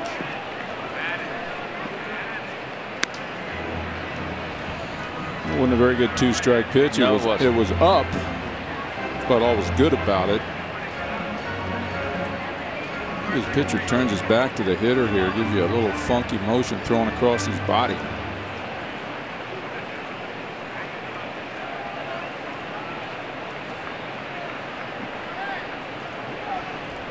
No balls and 2 strikes with runners on first and second. Fouled away off to the right toward the Hall of Fame Club. See that balance when he's done his swing there? I mean, you could go up and try and push him over, and he wasn't going anywhere. The balance is so key when you're in the batter's box. That was perfectly balanced there by Scott Kingery. Watch when he gets done this swing. It's a good, short, compact swing. It's exactly how you want to be. Not falling over to one side or the other. His head didn't move.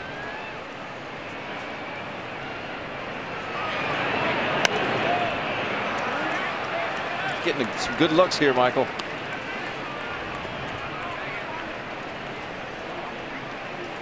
Well, he had a bad start. He's still not the hitter that he's going to be. If you take that bad start out of it and give him the last month and a half, become a pretty darn good hitter. Yeah, he's hit 9 of 10. His average is creeping. It's a 233 now.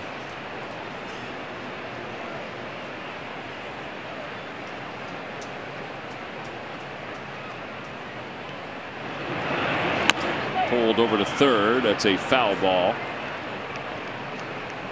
He'll fight you. That's what I love about Scott Kingery. I'll never forget that 9-pitch at bat he hit for a home run the first year that I was in spring training a couple years ago when he was, you know, he was sent back down to the minor leagues. But it's the first time I ever saw him hit in Clearwater. I heard a lot about Scott Kingery, but that was the first time I ever saw him hit.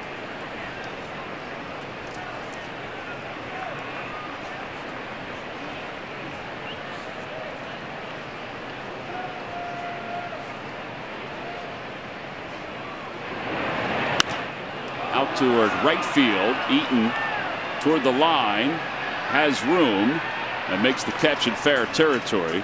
And the inning is over. No runs, 1 hit, and 2 men left. We'll go to the 6th. It's 3-1. Phillies on top.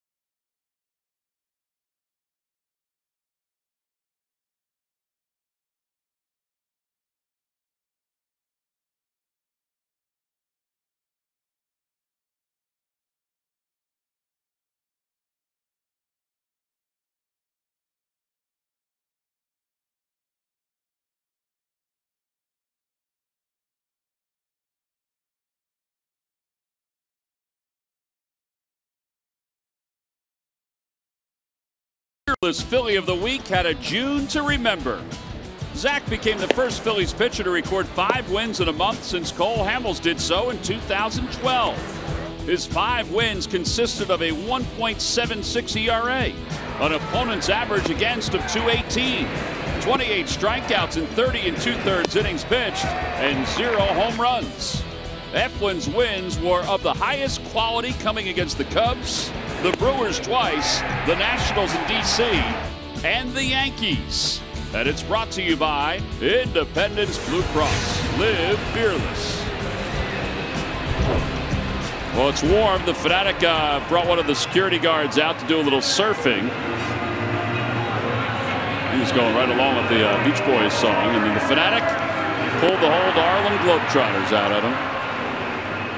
That'll feel good, though, on a warm night. Betcha. Troy's always a good sport with that stuff. Harper fouls it back toward the lower level.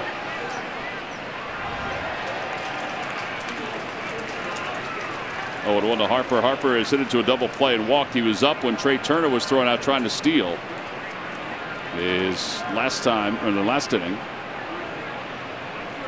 See where the infielders are lined up with Valentin on the edge of the outfield grass.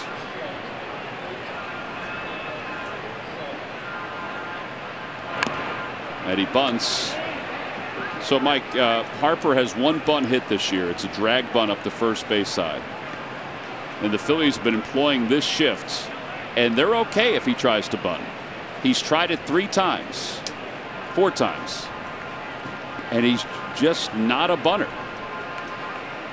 He's had a couple of those where it's gone foul. He's got another one where it was back to the mound, and another one where he popped it foul. 0-2 pitch.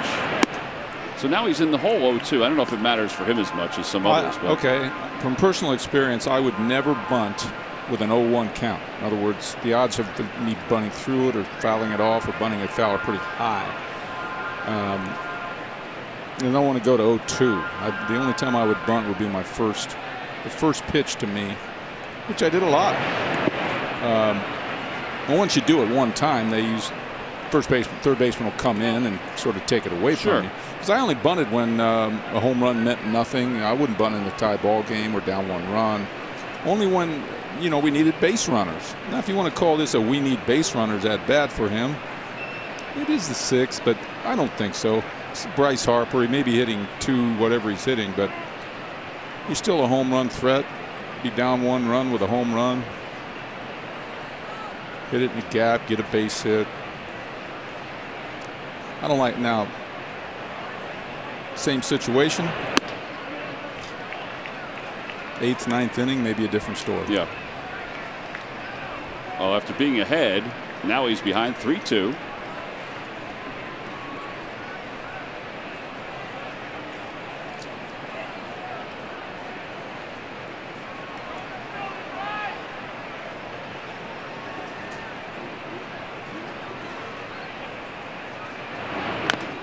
Pulls it foul toward the Phillies dugout.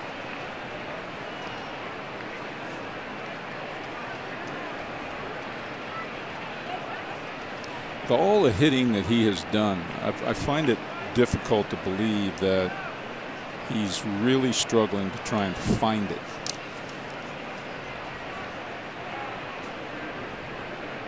Got so much natural ability. I mean, he should have so many go-to techniques to get out of it in his computer, which I mean by computer I mean brain, that it should never come to this much. And a strike 3 call. He's down looking. I just see him going at it so hard. Like everything, his stride is hard. Obviously, his swing is hard. But it seems to be harder than the last couple seasons.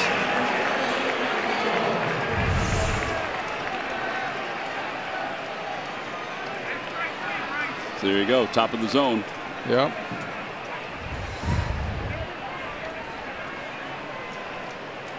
I think he probably goes back and probably knows that the ball ran back over the plate. Yeah. Borderline pitch he should have swung at. With 2 strikes, you know. Fly ball to right field. Williams toward the line. This is going to slice into the crowd.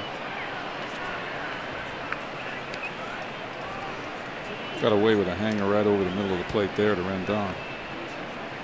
Rendon is hitting 12 of 14.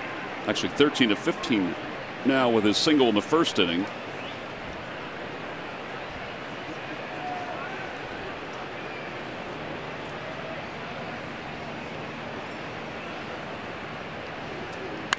That one's hit well. That is a long home run. He got away with the first one. Second deck, about 5 rows up. It's a 3-2 ball game. Got away with the first one. He didn't get away with that one. That's the second home run for the Nationals in this series that's gone into that second deck. The ball just doesn't travel there that often. He is awfully quick inside. Wow. Must be glad Harper struck out.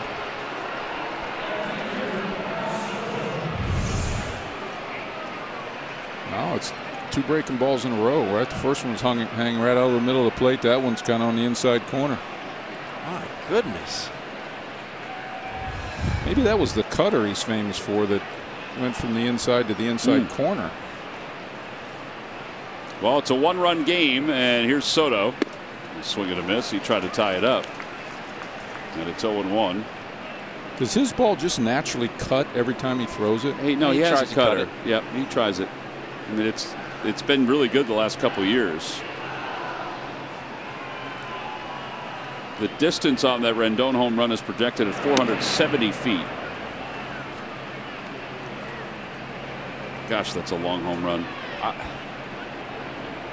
Reynolds went at the first row last night over the Jefferson Health sign. 449. That one was 2-1.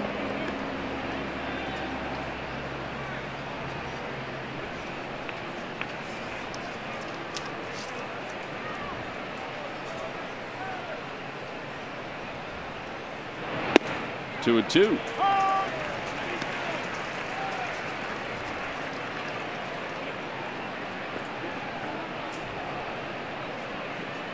Rendon now has 85 career hits against the Phillies, tied for the most against any other opponent, 85 also with the Mets. 3 strikeouts for Hunter. And Mark Reynolds is coming up. Hey, tomorrow, all fans 14 and under will receive the Community Energy solar-powered Liberty Bell. The Phils of the Nationals wrap up this 4-game series. Good seats are still available. It's going to be a nice sunny day. Go to Phillies.com to order your tickets. Fireworks all ready to go.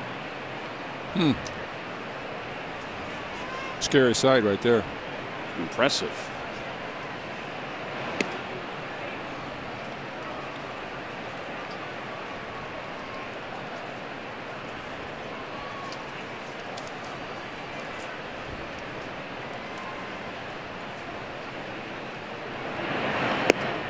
Outside, 2-0.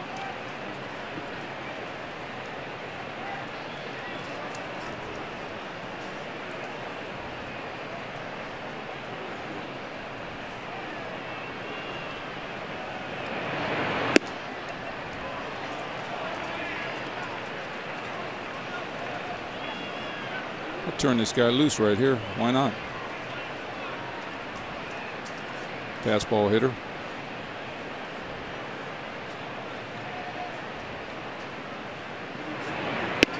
Takes it. It's 3-1.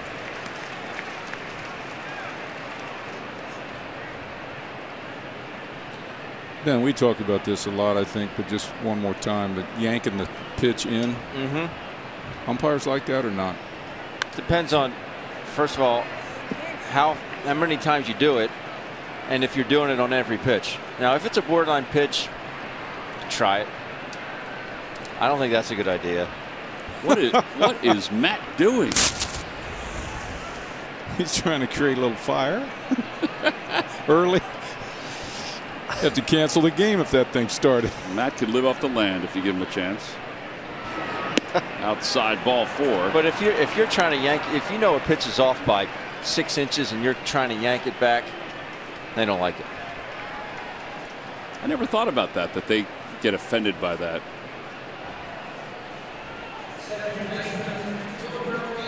They were saying, like, I think we said this before. They were like, cut that out, Ben. You don't need to be yanking that ball. Yeah, I didn't try and make a habit of it.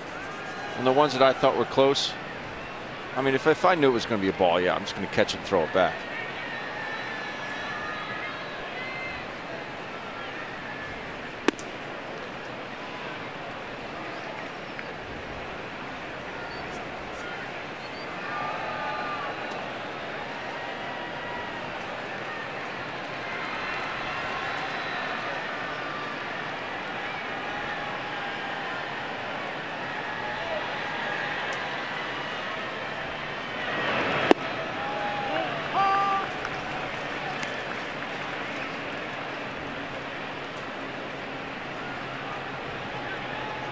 Keep him on deck. But I tell you what, the Braves have just cooled off whatever the Cardinals' offense was. They're now at the bottom of the 4th inning and still on top 2-0. The Cardinals' offense was quiet last night against them.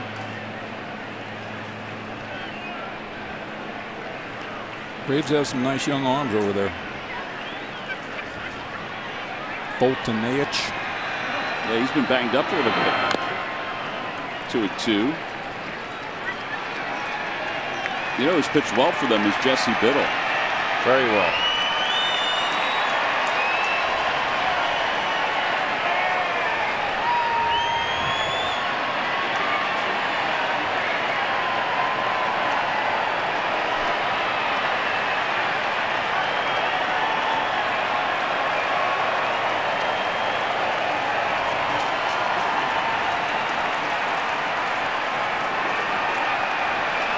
Go with the cutter.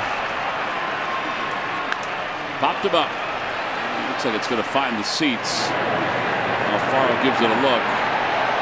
Oof. I hit somebody in the head? He couldn't have. See anybody writhing in pain? That's good. Oh, here comes the wave.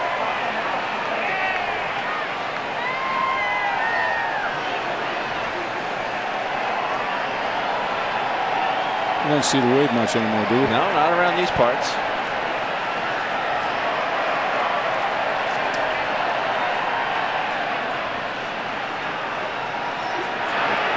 Check swing. Did he go? Yes, he did. 3 strikeouts in the inning for Tommy Hunter. A run does score on the home run by Anthony Rendon. We'll go to the bottom of the 6th inning. The Phillies lead it 3-2.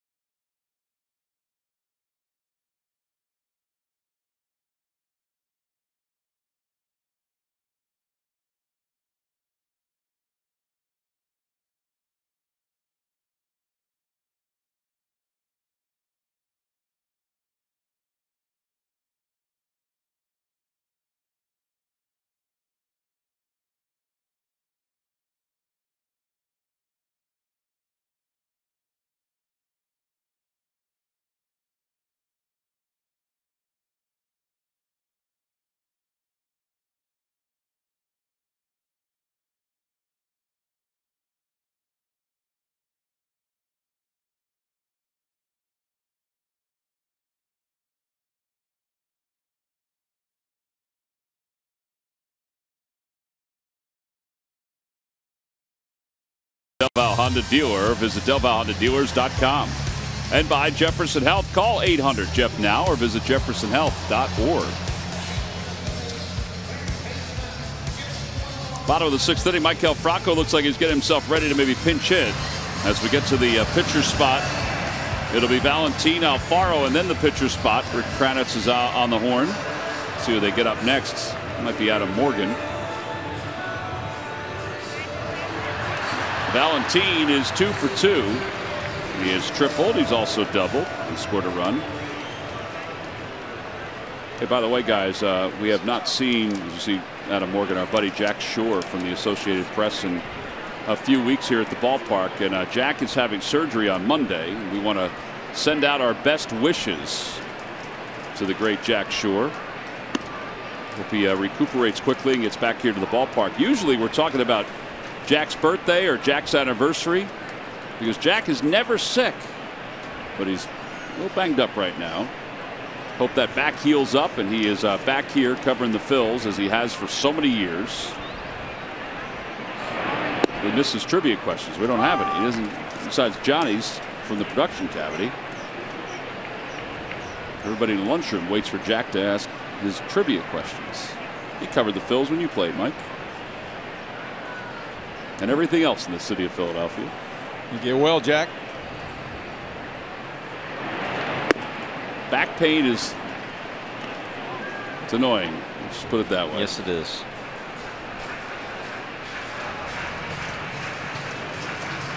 One and two to Valentin. He has scored a run.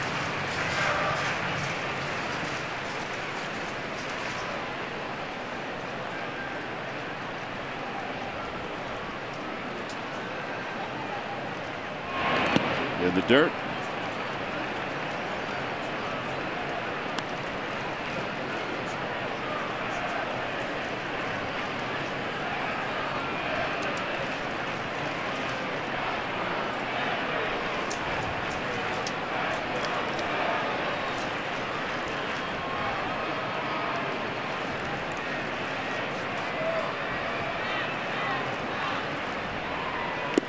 Foul tip, and Valentine is down on strikes.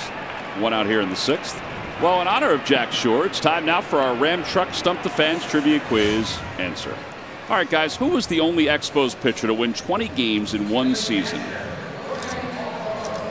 Now, it was back in Mike's era, and I think there's one guy that would stand out to me if it was back in your era. But it's not him. It's not Steve Rogers. Okay. Yeah.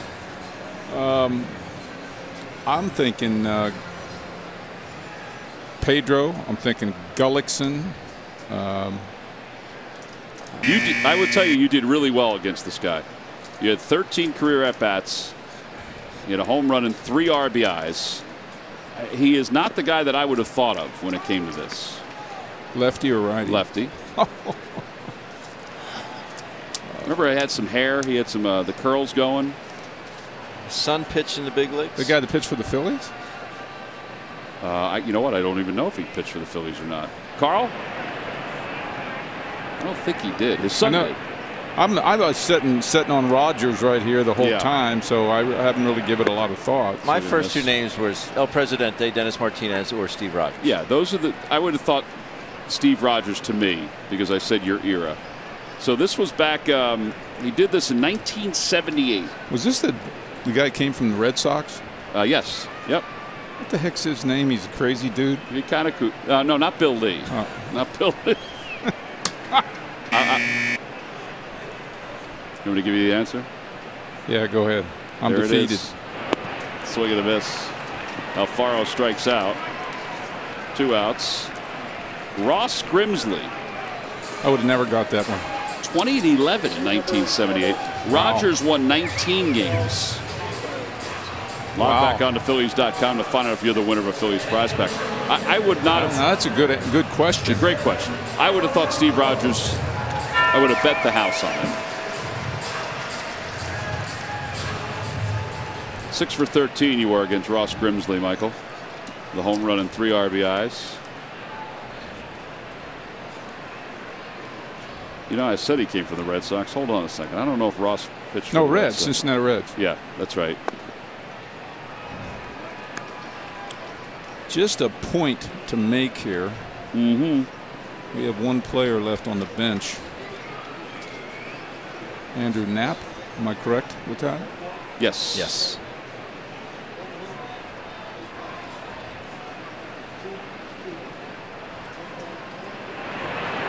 Swing and a miss to Mike Cal, 1-1. Ross Grimsley played for the Reds, as Mike said. Baltimore, that's where I remember him from. Montreal and Cleveland. I remember his son Jason mostly for the Kansas City Royals. Yes. He had some hair going, Ross. Nice salad. Yeah. Oh, we all had the old not all of permanent back then. Yeah, the curls, the perm. Old buddy Bud Harrelson started that.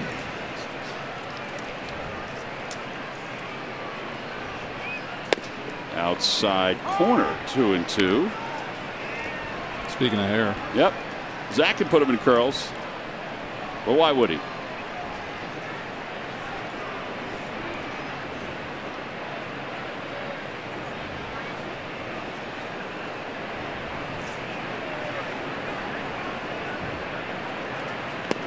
Good take. Very good take.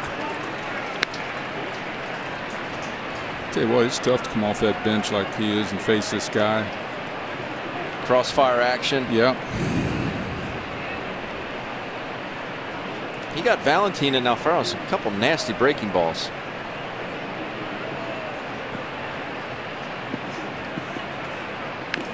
Three-two curve.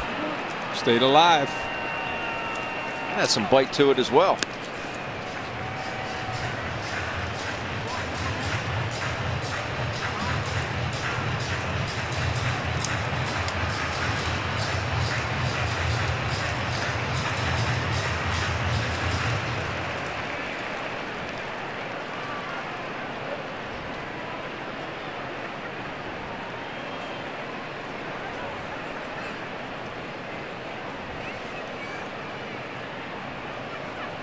inside ball 4. So Franco draws a walk. Go, make it hurt. And now Cesar Hernandez is coming up. Do you like Montreal, Michael? To play there? Just everything about it. That was okay. The stadium was a great hitter's ballpark. Olympic Stadium.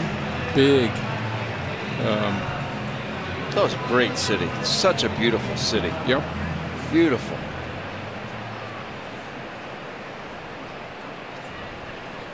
With some tough pitchers over the years.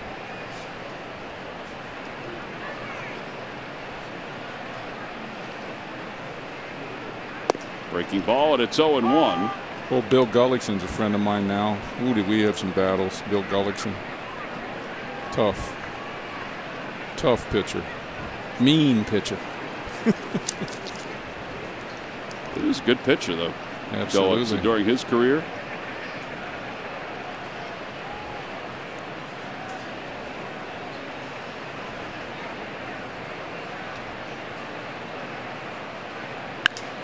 Fly ball out toward left field. And Soto waits for it. Oh, you know what?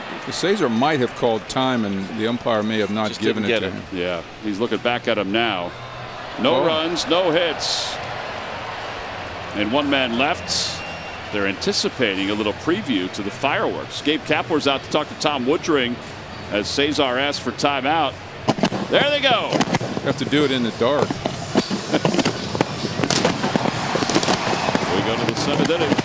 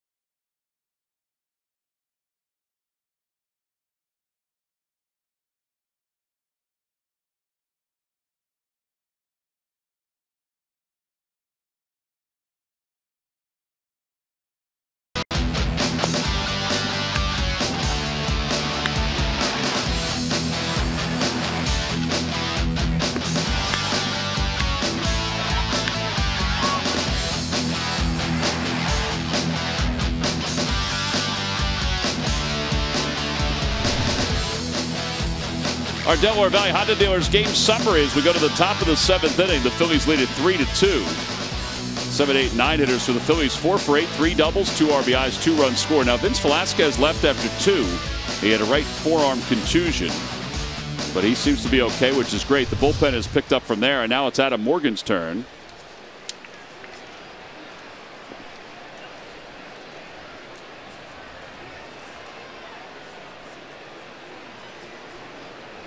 Spencer Keyboom will lead it off. Michael A. Taylor is out of the on-deck circle. Ryan Matson's warming up in the bullpen. And the first pitch to Keyboom is taken up high. Be interesting to see if Sir Anthony is available tonight or not. Obviously, there's a better chance tonight than last night after he worked the previous 2 nights. Keyboom fouls it away.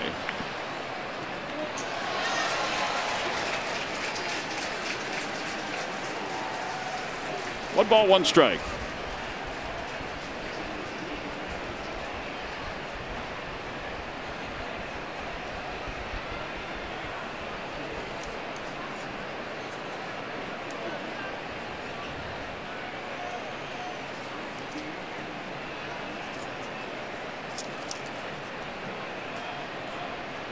Kieboom had a double his first time up.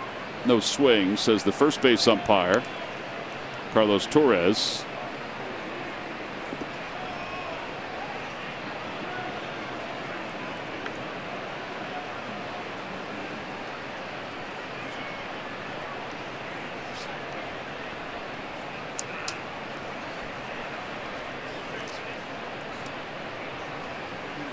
Swing and a miss. That's a good changeup. Sure is. 2-2. I get all kinds of notes here from Carl, and I don't want to lose any of them. I got Mike's pop outs. My pop outs? Yeah, 723 out of 6,547 outs. Oh, man. Imagine if I could have cut that in half. Might have hit another home run. Yeah, well, I got that. I got the Alfaro number, too, as Kieboom pops this one up. Hernandez is under it. It's that time of night. It's tough to see a pop-up. Why do we have an Alfaro pop-out number? It's not a pop-out number. That's what I'm saying. I got all these different notes that Carl gave me. Carl's working hard here tonight. So, Alfaro, that throw out of Turner the last time he was up on first base, 92.5 miles per hour his throw from home to second base. Wow. Is that out of his hand or arrival at second? From hand, out of his hand. His pop was, and Ben could probably talk about this, is 1.77 on that one. Now, 1.85 is considered elite, right? 1.8 elite? Yeah, they're very elite. 177. Yep. Is that like exchange of? That's the time it hits his mitt to the time it gets to the second baseman or shortstop to his glove. So glove to glove is basically what it is. That's amazing. So, you know, StatCast, I don't know how long StatCast has been around. Here's the throw. Watch this here.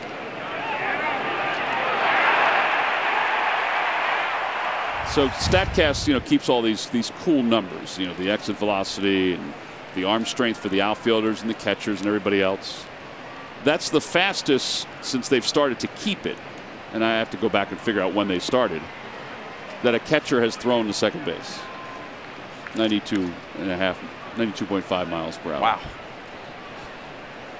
I wanted to make sure I brought that up before it got too late, but yeah, I mean that's amazing. That's, as you said, Mike. It's just a weapon. That is remarkable. I don't know why they keep trying to steal. I mean, if he doesn't, if he makes a good throw, they're out.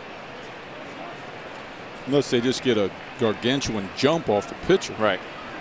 Yeah, which does happen. I mean, I think it's the only. And sometimes he opens up, but that's, you know, one or. But think about how much that helps the starting pitcher, knowing that he doesn't. If he gets a slide step, it doesn't have to be the ultimate slide step. He can still gather himself a little bit more than what he may not be able to do. You know, if he didn't have Alfaro behind the plate. Got to hurry up if you're Cesar. Taylor runs well, and he'll get him.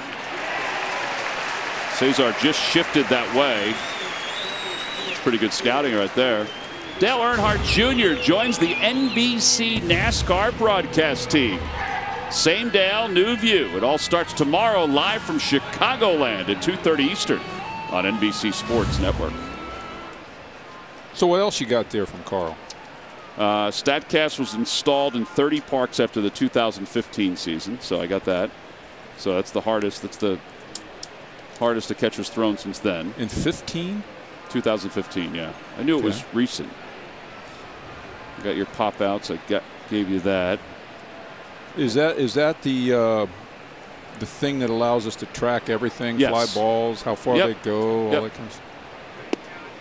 I think people kind of thought, well, who cares when they first started doing it? But I know I look at a lot of it. I now. love it. I like the defensive part of it. Yeah. I do. I love it. There it is right there. One of the cameras. So they're all over the park, obviously. Yeah. I like the defensive part of it, like how far an outfielder goes, that type of thing. Rumor has it when Pudge was really going good, Ivan Rodriguez, he would be 165 to 170 in his pop time. Now, Jorge's got a little bit more to clear than Pudge. Pudge was to his feet very quickly because of his size, and he also had a howitzer. And your hardest was 90, you said? You were clocked at one time? Unofficially? Come on, Ben. Talk about yourself. No. Come on. It was a little bit more than that. Oh, was it really? Yeah. But what I'm saying is, like, that's what made Pudge that good, because he had the combination. He had the quick feet. Very true. And he had the cannon. Now, it's tough, more difficult for bigger guys like Jorge to get up and to make the exchange. Myself, Matt Wieters, it's more difficult because you have more to clear. And that's what makes that throw even more impressive by Jorge. That's an impressive pitch by Morgan. What was the hardest you clocked to throw? And tell me. I don't remember. But faster than 90. Yes. Attaboy. Time to stretch. The Phillies on top of the Nationals. 3-2 as we go to the bottom of the 7th.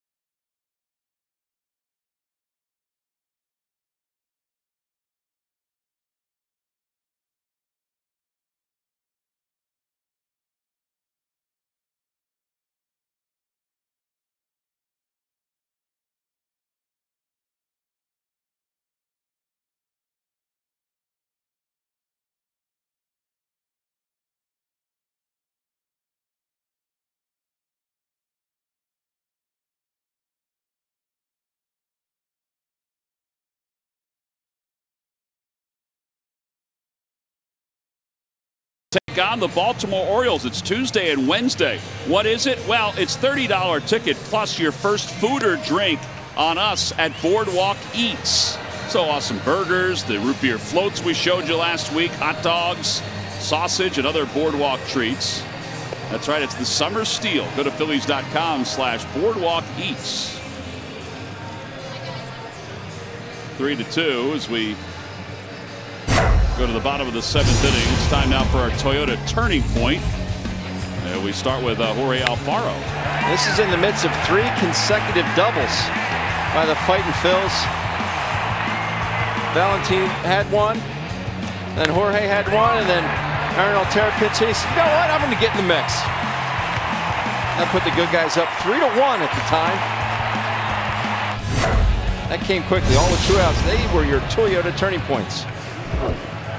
Well, now it's Ryan Matson, the former Phil, who gave up a home run at his return to Citizens Bank Park the other night. I think he wants a little redemption here to Reese.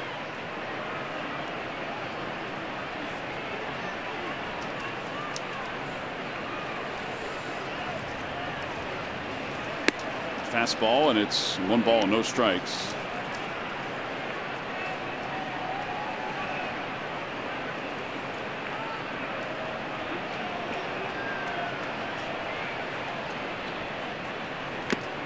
One ball, 1 strike.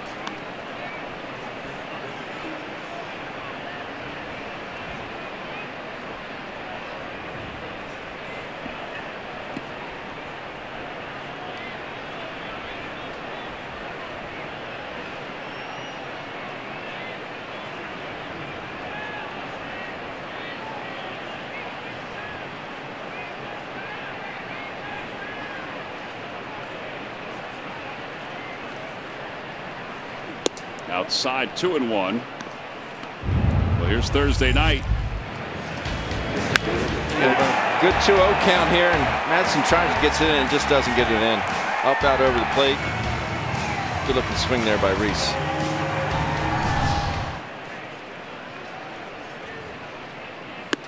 That was a changeup that stayed high. If there's such a thing as a home run swing, a home run hitter, Reese is one. You know, I'm not saying he's trying to hit a home run with every swing, but his swing path and ball flight They're going to hit a lot of home runs in this ballpark. Out towards shallow center field. Harper sees it and is under it. But I believe that he'll be happier with himself as a hitter when he learns to put a little bit more top hand in the swing and come through the ball more level. You know what I mean? Yes. Just too much of a drop back leg. There's no doubt about it. He's an exciting hitter to watch, no doubt about it. But it's you know, it can get into like an all or nothing kind of a swing. And I will say that I think it has got less drastic since his return from the disabled list. I think right before he got hurt there, it was getting more and more uphill. That swing was getting.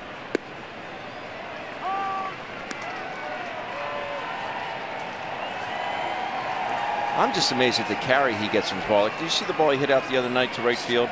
Kind of one-armed. Yeah, put one arm out, and that just goes to show you, like a hitter like Reese, all he needs to do is square the ball up on the meat of the bat,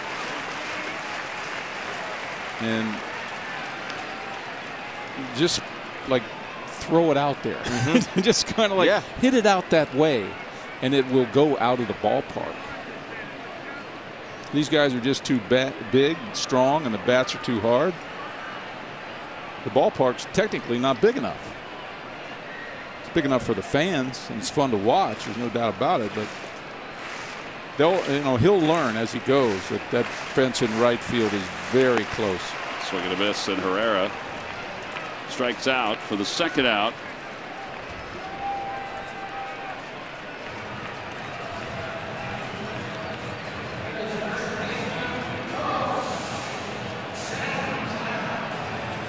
Well, that was pretty good change up there from Ryan Matson.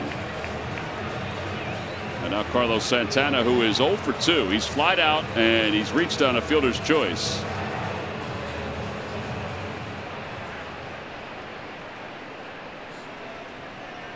Fanatic down on the dugout. Oh, yeah. In full. He's taking a selfie down there. Line drive to Harper. He got out there pretty quick. How about these first pitch swings that Santana's got tonight? 1, 2, 3 go the Phils. We go to the 8th inning. Still a 1-run lead for the Phils.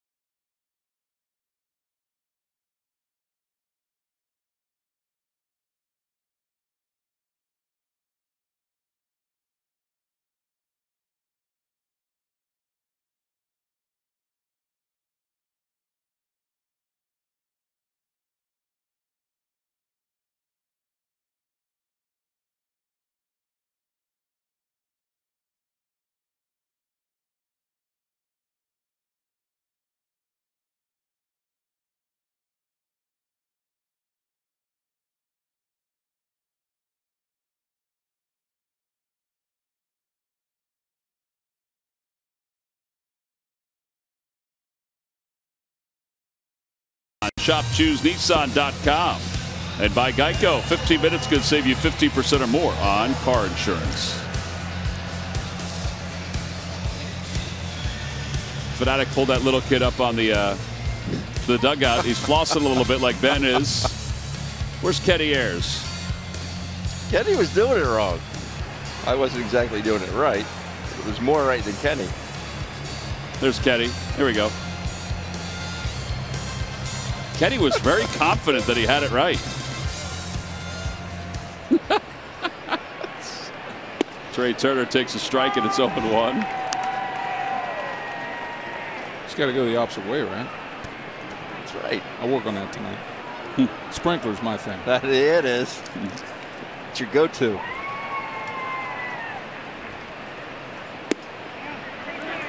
The appeal, yes, he went around, says Carlos Torres, and it's 0-2.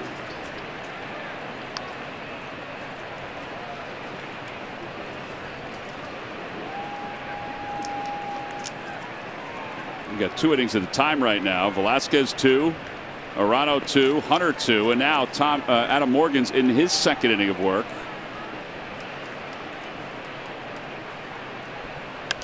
Fouled away by Turner. Harper's up next, and then you might see Rios for Anthony Rendon.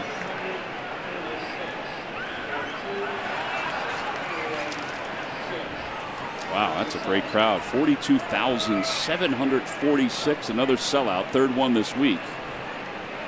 4th one this week. That one gets away from Alfaro. 1-2.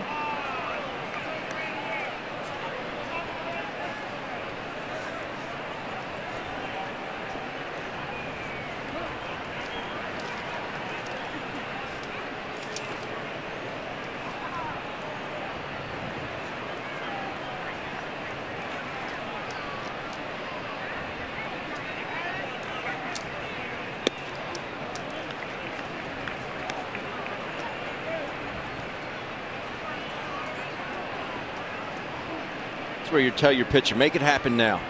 Yeah. Last thing you want to do is run a full count here. Goes back in the favor of Trey Turner.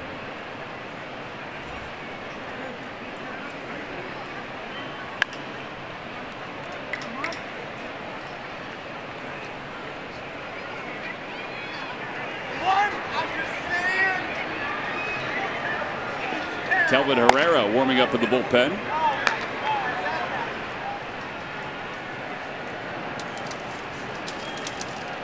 Boy, Atlanta has put 6 more runs on the board against the Cardinals. It's 8-0.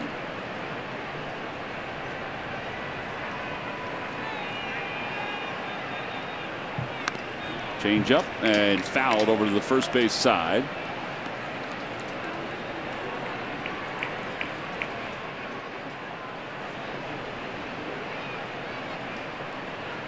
Phillies trying to get to the 44 win mark. 43 wins, 37 losses. Broke his bat, loops it out towards center. That's going to drop for a hit. Son of a gun. And Turner has his 6th hit in this series.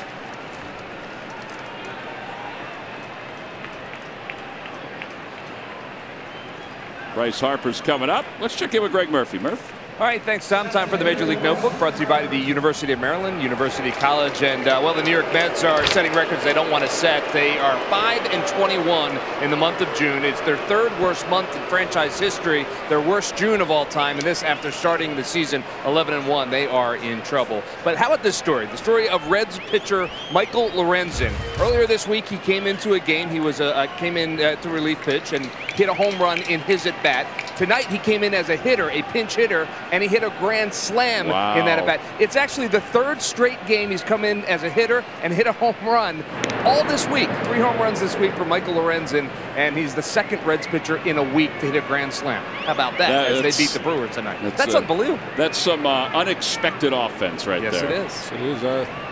The obvious question is, how about a little regular play for that young man? Yeah, perhaps. Where are you going to put him? Anywhere. Yeah, that's rather impressive to do that.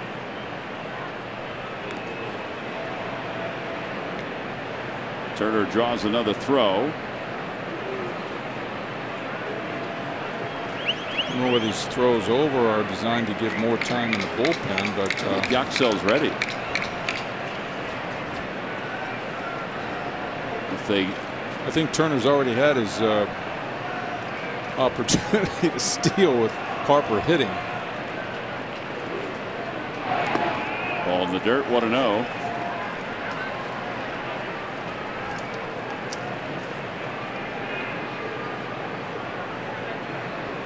Adam batting a little command here in this inning. Well, it's the key at bat in the game so far. Sure is. From my perspective. With a 1-run lead.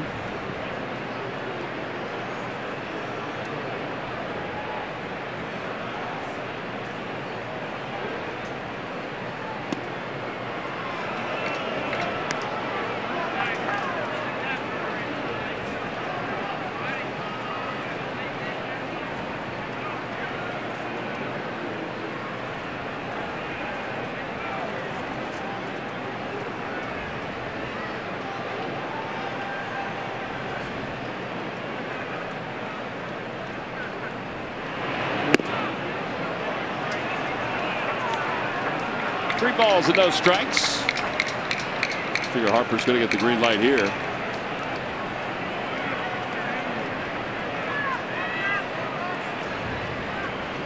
I don't know. You got to.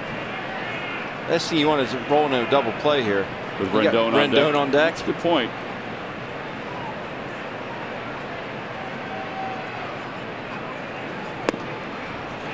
Ball 4, and that puts runners on first and second.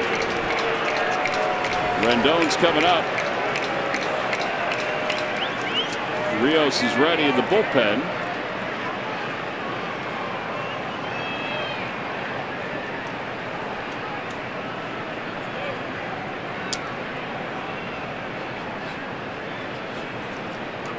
And here he comes. Looked like Alfaro looked back in the dugout and said, well, are you coming out or what? All right, so we'll be a young Yaxel Rios. Rios last night threw 41 pitches. So Adam Morgan's night is complete. The runners on base are his responsibility. There comes Yaxel Rios. We'll be back after this.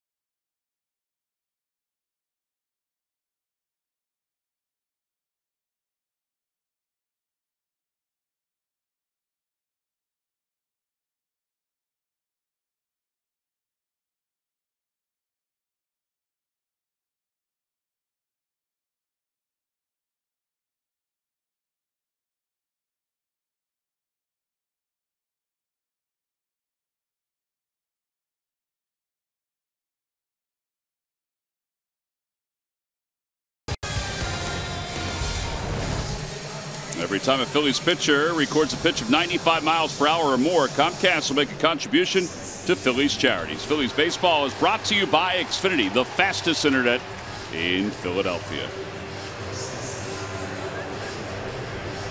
Yaxel Rios, 3-1 with an ERA of 5.24. Last night we mentioned 41 pitches for Yaxel.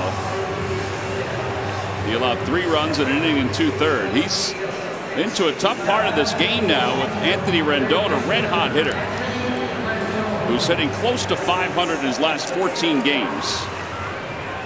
And is 2 for 3 tonight, including a home run his last time.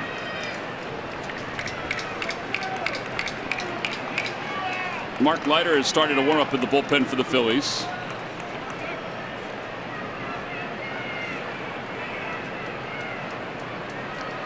Phillies set up to try to turn 2. And Rendon pops it up foul. It's 0-1.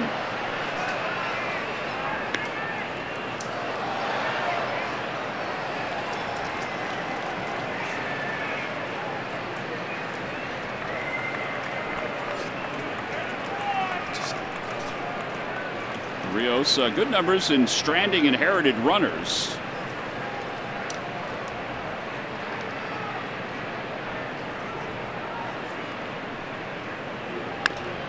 Threw him a changeup or slider, I should say, and it's 0-2. It's 4 hanging breaking balls in a row he's got. Probably a good idea not to hang this one. There's Mark warming up.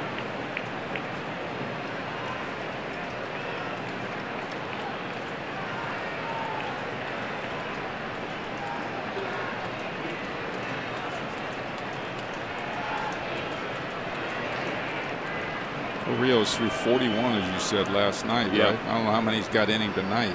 I think he's got maybe 2 batters. Let's hope that's all he needs.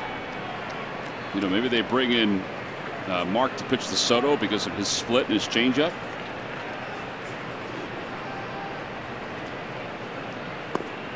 Fastball down, 99 on that one, and it's 1-2.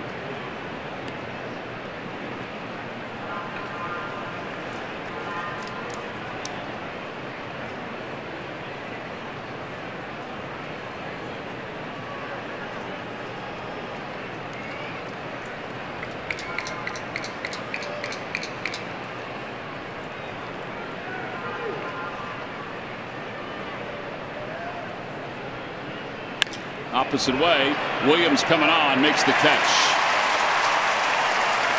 That ball was smoked. Yeah, 1 out now. I'll tell you, when you know you got a guy that's locked in right there, when you can throw a fastball low and away, and he ropes it at the right fielder. We got a man there. Look at this pitch. It's off the plate. Look at that head down. Oof. Oh, man, is that sweet? His swing is so compact. He's not very big in stature. We talked about it last night, but he can generate some bat speed. Line to line. I mean, it's not. He doesn't. You don't need a hard swing to generate bat speed. He just poked that ball, and that ball would have gone, 370, 380 if it was on a different trajectory. Well, now Soto's 0 for 3. He pops it up. Infield fly. Yeah, infield fly rule will be signaled. And is. And Valentin puts it away for the 2nd out. And now Keyboom is coming up. Or should say Reynolds, I should say. Way out in front. See contact way out in front of the plate there. Now if you're Yaxel, you say to yourself, so what? You say, so what? Still have an out to get here. Mark Reynolds has pop. We know that. He's 1 for 2. He walked his last time. You can't throw a ball from the middle of that plate inside, off the even inside off the plate. You can't throw anything other than the ball toward the outside corner.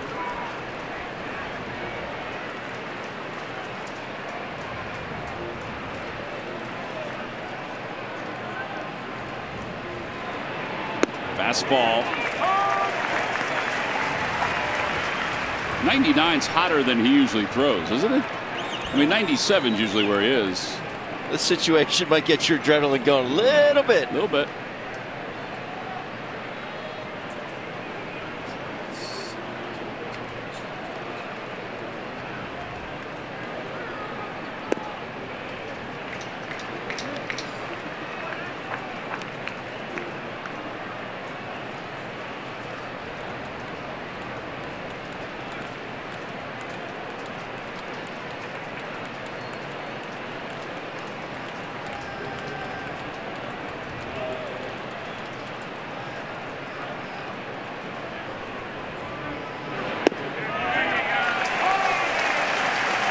Good pitches. Paint Good there. pitches.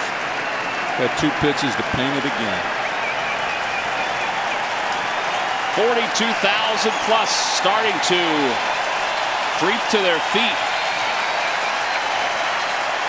Here in the top of the 8th inning with the tying run at second base. And now the 2-2 pitch in the dirt. 3-2. Big block right there. Pitch at 92. He's able to get over top of it, smother it. That does not feel good.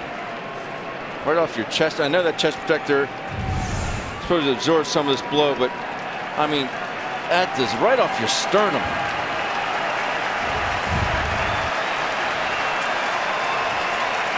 Runners will be off. Yep.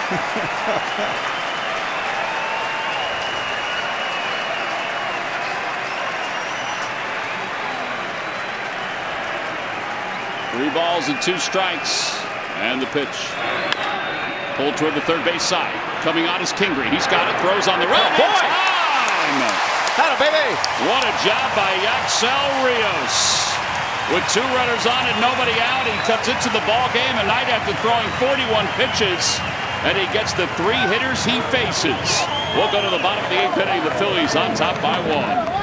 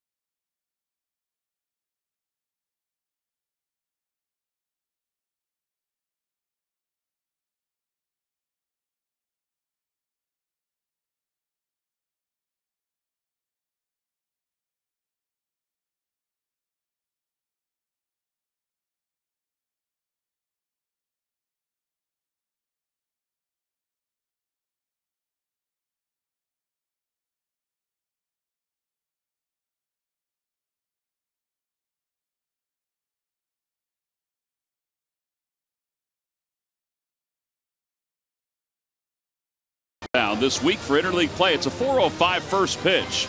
A salute to veterans presented by Toyota. Arrive early for a special pregame ceremony honoring our nation's vets. Visit Phillies.com to order your tickets now. 3-2, the Phillies on top. How about this last out? Ben, you brought up a point in the break about how good Scott Kingery is becoming on these plays. Yeah, Reynolds just smothers this ball to shortstop. But this is one play in particular I have noticed that Scotty has gotten so much better with after taking over at shortstop. He works through the baseball so nicely. We saw Rendon do it last night. That's a perfect play for Scotty. Works through the baseball, fires it on to Carlos. I might add one thing to that too. I bet you he called that ball. You know what I mean? He said, I got it, I got it, I got it, which made, you know, the Valentin back off of the ball, because you saw Valentin going after it too. And the old axiom is third baseman should take anything he can get. But he did have a better angle. Kingery did. Kingery circled it. No doubt, no doubt. But he created that angle. Yeah. Kelvin Herrera. And it's outside. 1 ball, 1 strike. Here in the bottom of the 8th inning, the Phil's up by 1.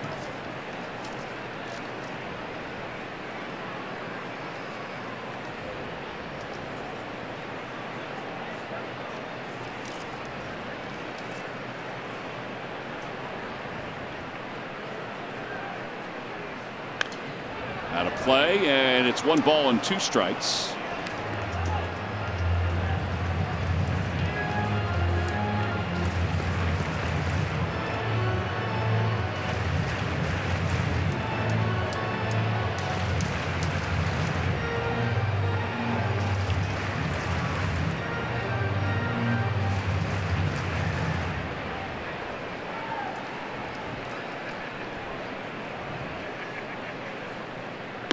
Outside, 2-2.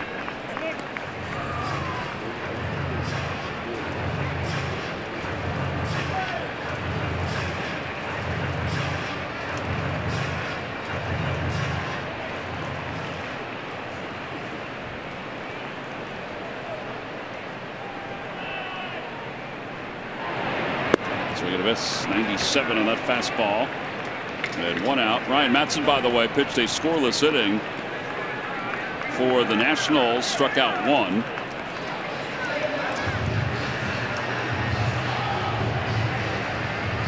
And here comes Kingery, who is 0 for 3.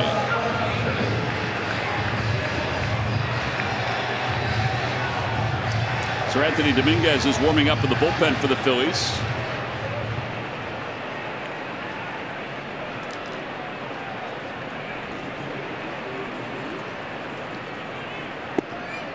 1. This dude is nasty. He is. He is. There's Dominguez, speaking of nasty. Yeah, they gave up some prospects for him, but they needed bullpen help. He's got good stuff. I mean, he can close or, be an 8th inning guy, obviously.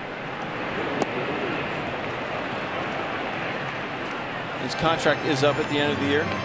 I think so. I think that's what I heard.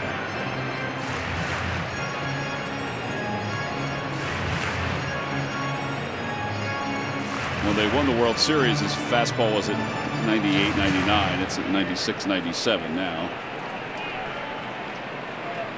All fastballs are going to be at 96. That's very true. Over the next 5-6 years. That's very true. Defoe waits for it at second base. And now Valentin. After the game, Ricky Metallico and Rob Ellis are standing by for Phillies postgame live, presented by Pure Auto Insurance. We'll talk about the short outing by Velasquez, and the good news that he's okay. It's a contusion, which is great, but also the work of the bullpen tonight in relief of Vince Velasquez. And some timely hitting by Jesmuel Valentin in the bottom of the order. And yes, he is a free agent after this year's Kelvin Herrera.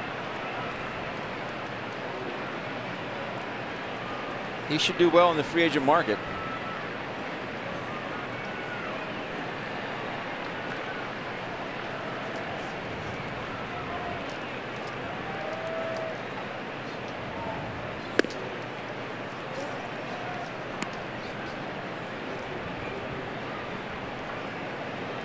Seems like we're seeing a lot more 98, 99, 100, 101s lately than we did early in the year. Is that because of the weather, maybe? I don't know, guys. Maybe loosen it up. I'm not sure. I think it's the radar guns. Whoa, whoa. Ben, don't refute technology. It's out of the hand now. It's not when it crosses home plate.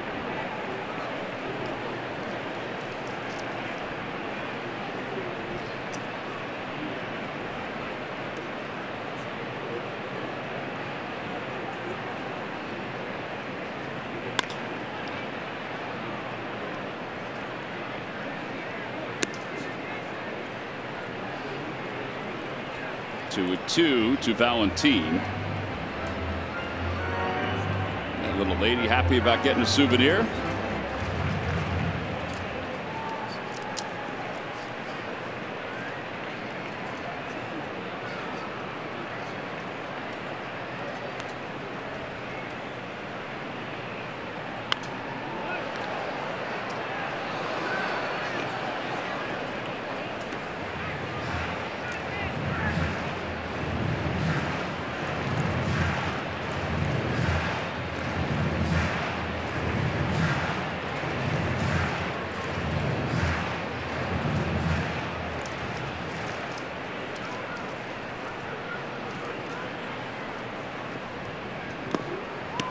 Foul ball.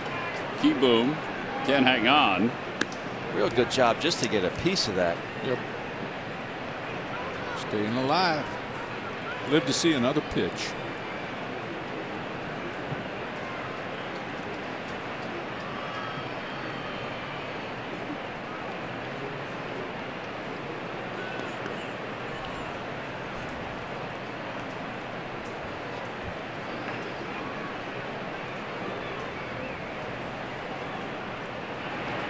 Back toward the middle, and Herrera's got it. And a little polish to boot.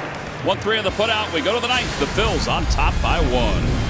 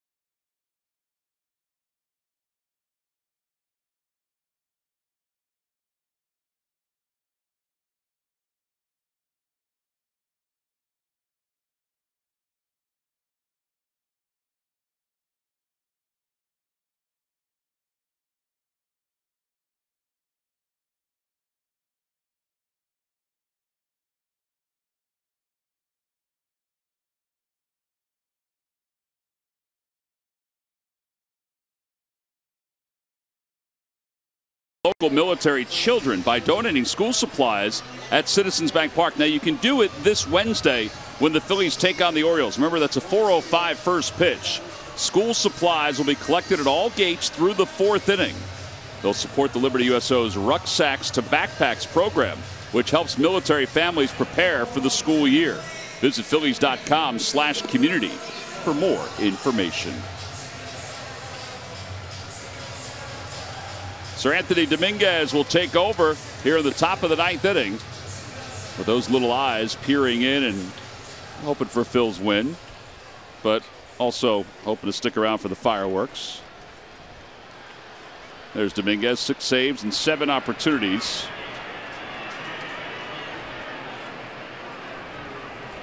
And he will face Defoe, Keyboom, and the pitcher spot. Last night, the bullpen, 10 earned runs. Tonight, 1 earned run in 6 innings. Boy, they really stepped it up tonight. Big time. Arano, Hunter, Morgan, Rios was fantastic. And now it's Dominguez.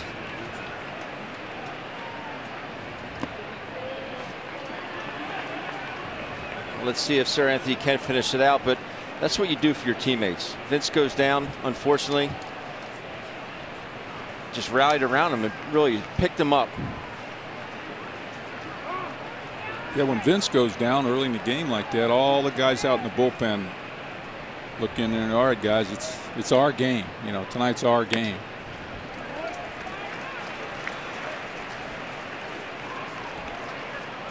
Yeah, it's a nice boost for the bullpen. I mean, think about all the pitches the guys threw last night and the guys that probably weren't available tonight. Although Rios was one of those guys, but he's able to get out and get those 3 outs.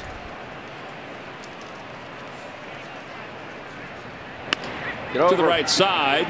Carlos has got it. Flips to Dominguez covering. Nice play, Carlos. Yeah, that was pretty fluid. Fundamentally perfect. The nice backhand. Watch it into his glove and then reverse direction and the perfect underhand throw. Here it is right here. Little short hop. Nice underhand throw. Yeah, because if he face high. Yeah, if he lets Cesar get that ball, Right. Defoe's going to beat it out. That's so much easier than let Sabo and Cesar having to lead the pitcher with a flip, with a throw. It's some good infield play tonight all the way around. Brian Goodwin pinch hitting. He homered in last night's ball game. 0-2. A slider.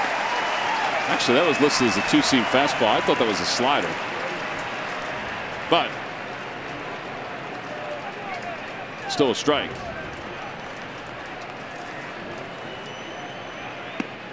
Just a bit low.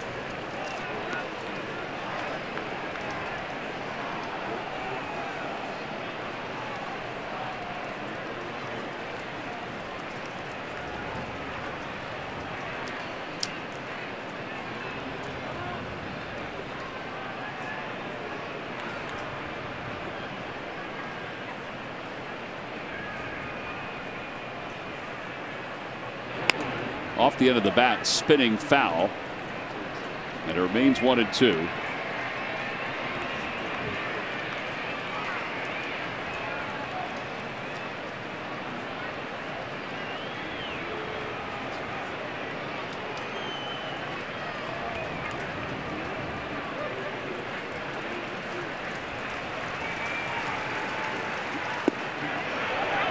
Is that a changeup? Again, it's a 2-seam fastball. It doesn't look like a 2-seam fastball. The actions, I should say. Maybe this tells a different story. That's a changeup. Yeah. To the right side again. Ooh, Carlos Santana and the toss to first and the trip by Dominguez. Let's hope he gets up without a limp. He does. 3-1 on the putout, 2 away. Wow. Have an inning, Carlos. That was not an easy play. Not at all. No, not at all. That ball was hit hard. And it had a ton of topspin on it. A dirt field, too. It's not bad on AstroTurf. I like this by Jorge walking out. Gives Sir Anthony, had to bust it over there 2 times in a row. So you get his footwork just mixed up a hair there. But just give your pitcher a chance to breathe here. Yeah, Kerwin Danley, the crew chief, and Paul Nart, the third base umpire, was starting to come over when Cesar was talking to him. And then Jorge walked out, and a thumbs up from Jorge to the dugout. And they have plenty of visits left, so it's fine to take it. Heck, even if they didn't have plenty left, it was fine to take it. Yes. And now it's Murphy, who gave the Nationals the go-ahead run on Sunday night against Dominguez. First pitch is a fastball away, and it's lined into right field, and it'll one-hop the wall. Murphy will get to second base. How about that? Just walk off the bench after sitting there the entire game and hit a double down the right field line. That is a professional hitter right there. And there's a guy with a nice short compact swing. You're going to run for him. Yeah, his knees must be bothering him because they're running a catcher for him. No offense, Ben. None taken, Tom. Severino will run for Murphy.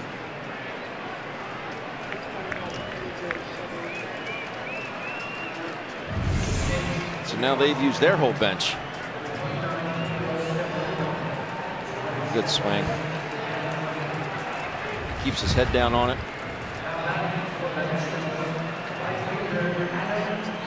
So here's Adam Eaton. Eaton is 1 for 4 tonight. Tying run in scoring position for a second straight inning. At a first pitch low. Adam Eaton hit a couple balls hard tonight. The one back to Velasquez. Yeah, thrown out by Vince, throwing it left-handed. Right. Line drive to left field.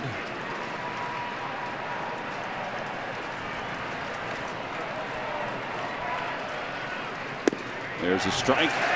Look the way that ball cut right there. I mean, we're watching it live, and we have this overhead view. Yeah, when you see it cut, you're thinking it is a cutter, but it's 99. It's just natural cut.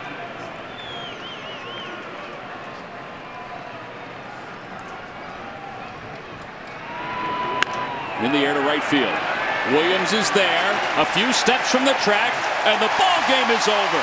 The Phils with their 16th one-run victory of the year as Sir Anthony Dominguez closes it out, and they win it 3-2 to take Game 3. And they did it on a night where their starter for the second straight inning didn't go more than 2 innings. This time, because of the injury to Vince Velasquez, but the bullpen with some heavy lifting. 7 innings, 1 earned run, 5 hits, and 6 strikeouts. That's the line you want from a starter in this day and age. Just a heck of a job by the Phillies bullpen. I think heavy lifting is an understatement, T-Mac. After what the Nats offense did last night, 17 runs, 7 home runs. But tonight's a different story for this Phillies bullpen. Unbelievable job. Phillies win it 3-2. We'll be back with our interview in just a moment, so stay with us.